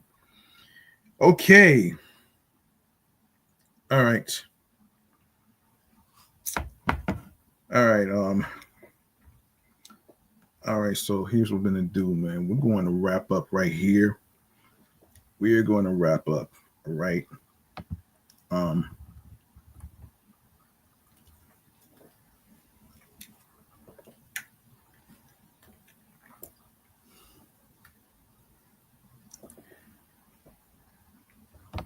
all right, we're gonna wrap up right here with this last segment right here, which is stream choices on the go. Let's do this.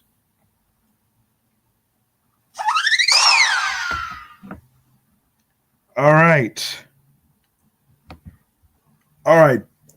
Make sure you follow Meticulous Vibe Juice podcast on Facebook alongside with um, Threads and Instagram, alongside with my other podcast shows that's also on Threads and Instagram, which is um, Excellent Fun Vibrant Talks podcast, my sports edition show platform, and of course my number one comedy Off the Meat Rat Chains New York Avenue podcast is also on Threads and Facebook and Instagram as well. And you can also follow your host with the most, G Money Stacks 555 in Queens, New York, as well. And if you go to the link in bio, you're gonna see Linktree/Meticulous Vibe Juice podcast with a whole list of stream streaming platforms and links. So um so You can download these apps onto your iPhones, your Android phones, iPads, Android tablets, alongside with laptops, including Apple and Dell laptop models. All right. All right. So um in the link for links, you're gonna see Audible, Odyssey, Amazon Music, Breaker, Bullhorn FM, Castbox FM, These are Listen Notes, Moon FM Podcast, Overhaul FM Podcast, Player FM, Pocket Cast, Podfriend, Podhound, Podopolo, Podorama, Podcast Index, Podcast Addict, Podchaser, Podverse, Podcast Guru, Podvine, Snip, Spotify for Creators, Tuning Radio, Fountain, Radio Public, iHeartRadio, the number one app where you can listen to music, radio stations, and podcast shows, including episodes for free. You don't need a credit card to download iHeartRadio. All you need to do is follow and subscribe to the podcast on iHeartRadio and streaming platforms that I just mentioned. And also you can also do the same with YouTube. Make sure you subscribe to the channel Meticulous Vajuice Podcast so you don't miss out on any more video episode podcast live stream recordings. And leave a like and a comment along with the topics that I reviewed today in this episode right here. And also share the videos. Tell a friend to another friend. Spread the word. Word of mouth is important. Add the podcast to your playlist. If you are on the go, you can listen to it. If you are going to work, college classes, or any other destinations, or coming from those destinations on the way home in the comfort of your home and all that stuff right there. And you can also before I forget, you can also enable alerts. All right, hold on.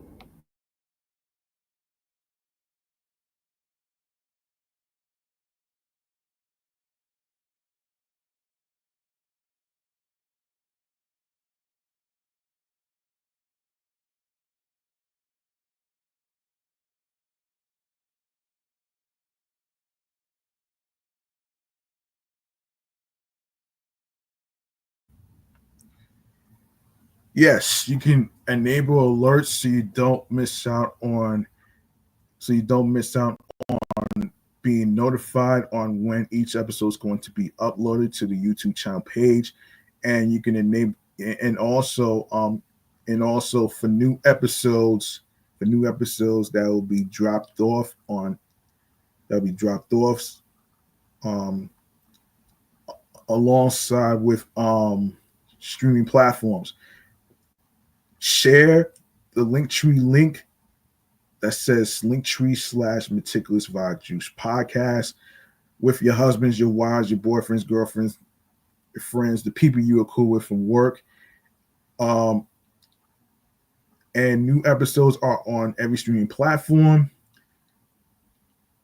Whenever you get to listen, stream, and watch your podcast. All right. All right. That's gonna do it for me, man. This is the last episode of 2024. I'm your man G Money Stacks, aka the Gregonator, and I'd like to say thank you to the listeners, the streamers and watchers at home who's watching on YouTube for basically helping me get to 3-year anniversary of this podcast, and my sports podcast has its 3-year anniversary as well. So I thank you for listening, sharing, and you know what I'm saying. Um, I appreciate that. So hang on.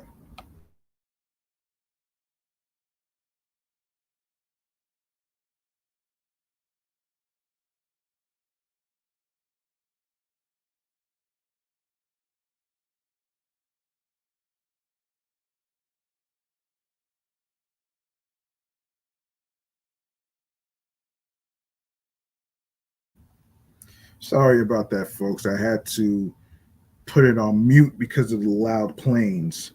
As I was saying before, man, I appreciate every single one of you for taking the time to listen to this podcast, especially episode 135, which is the last episode of 2024. And and yeah, and I want to mention I also want to mention um the title of the episode that I'm gonna pull it up right now, actually, as I'm on StreamYard on my tablet. So just give me 1 second.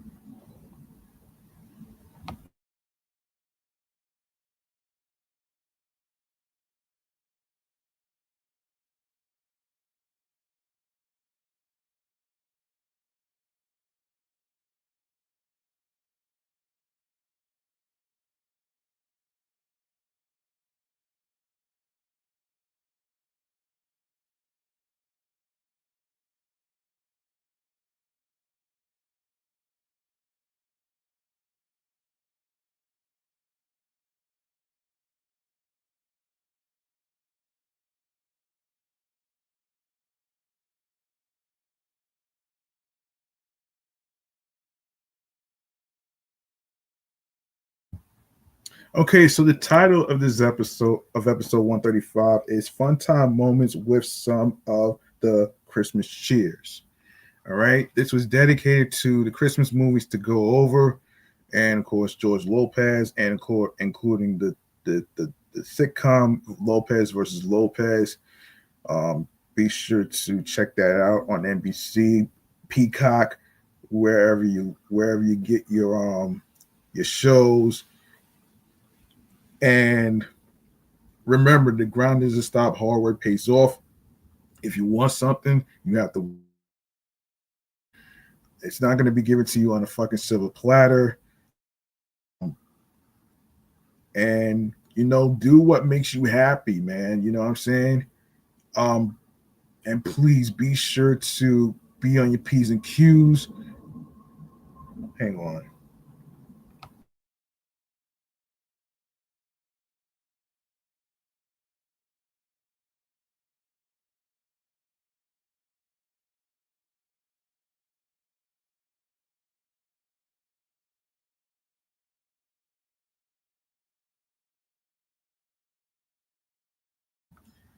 Yeah, be sure to be on your P's and Q's creatively, mentally, physically, emotionally, and spiritually. That gets you into your zone alongside with tunnel vision. There's no guidebook. There's no guidebook on how to follow your path, your heart, and your goals and dreams. Also, it's not a matter of whether you win or lose. It's all about how you play the game. All right. Shout outs to the people from Spotify for Creators. I wanted to actually mention this actually. There was a question earlier as I was scrolling on Instagram. It was regarding about what does being a creator mean to you. And basically, I actually talked about this in in the section of their short video. Basically, I was saying that being a creator, what it means to being a creator and what it means to me is basically about the creative freedom of being a creator, of creating your own episodes, your content, and being able to be independent and not rely on networks and stuff like the machine. You know what I'm saying? And you don't have to worry about being a people pleaser, and you don't have to worry about doing all that extra stuff. And to me, what's very important to me is just having fun. It's not about this fancy ads and the money. I do this on a consistency basis, man. You know what I'm saying? Because because the longer I do this on a consistency basis, the happier I will be. And I'm already successful. I'm already successful so far, man. 3 year anniversary for this podcast and my sports podcast. It's a fucking coincidence. I don't want to say it's luck, but all about it's all about being on your grind.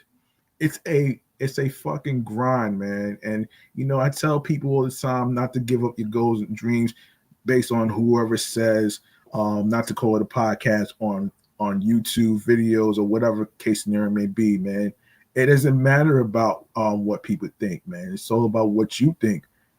And I also mentioned that being a creator is also about balancing topics from serious versus funny. And I feel like sometimes I talk about the serious stuff in my comedy off the Meat Rat Chains New York Avenue podcast. And of course, I realized that sense of humor is very important to me. So I wanted to add that to the podcast. And the same goes with being able to have a bunch of listeners tune in and stuff, which is very appreciative. And you know what I'm saying? It's a grind. I don't look at it as work though, folks. You know what I'm saying? I'm very grateful. I am very thankful to every single one of you who actually took the chance to get to know me, despite my ups and downs of what I've been through, as far as like losing my job at Big Lots and other things, as far as like the time I was cyberbullied and the time I was recording episode 96 of this podcast actually on Instagram Live and stuff. So, I had to, all I did was just keep going. And to me, also being a creator is about, being yourself behind the microphone. You don't need to be somebody else. You know what I'm saying? You don't need to be nobody else, man. And the only person you should be pleasing,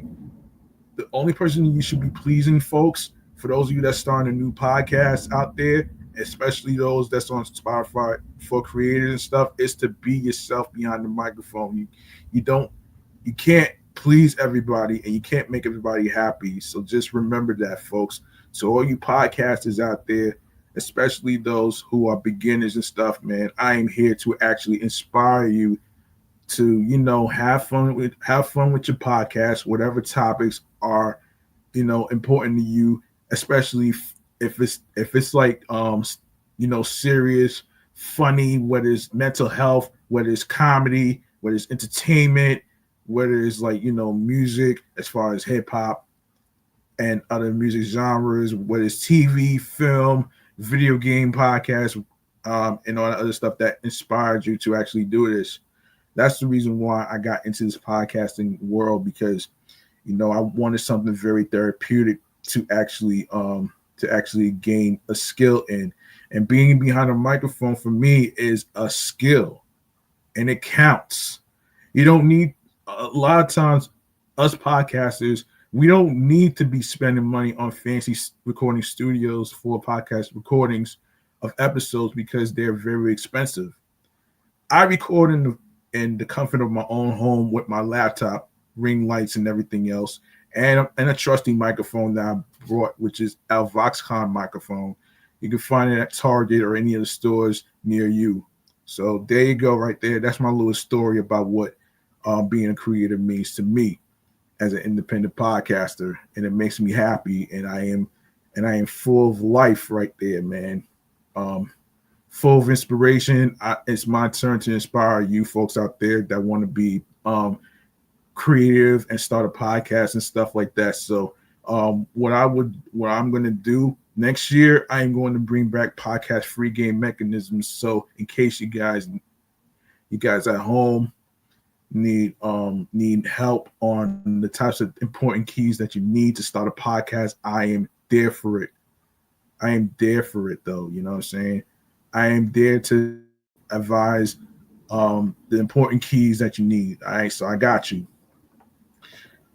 I want to wish y'all a happy new year.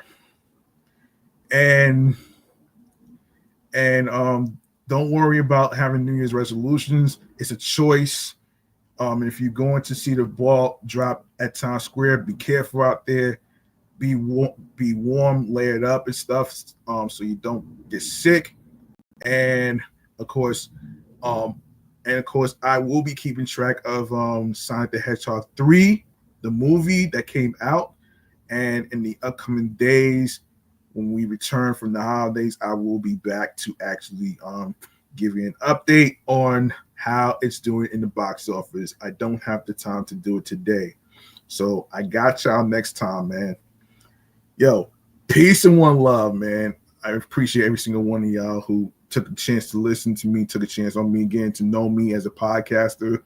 I'm not one of those individuals who is doing it for mainstream. I'm not a mainstream guy, so you know what I'm saying. So I just want to basically say, man, thank you, man. I appreciate every single one of y'all. Y'all giving me so much energy for me to keep going, and I'm going to continue to pull off new episodes whatsoever. I am going to sign off, and I'll see y'all next year. Man. And as Arnold Schwarzenegger would say, I'll be back in 2025. Peace. Happy New Year. Good night, everybody.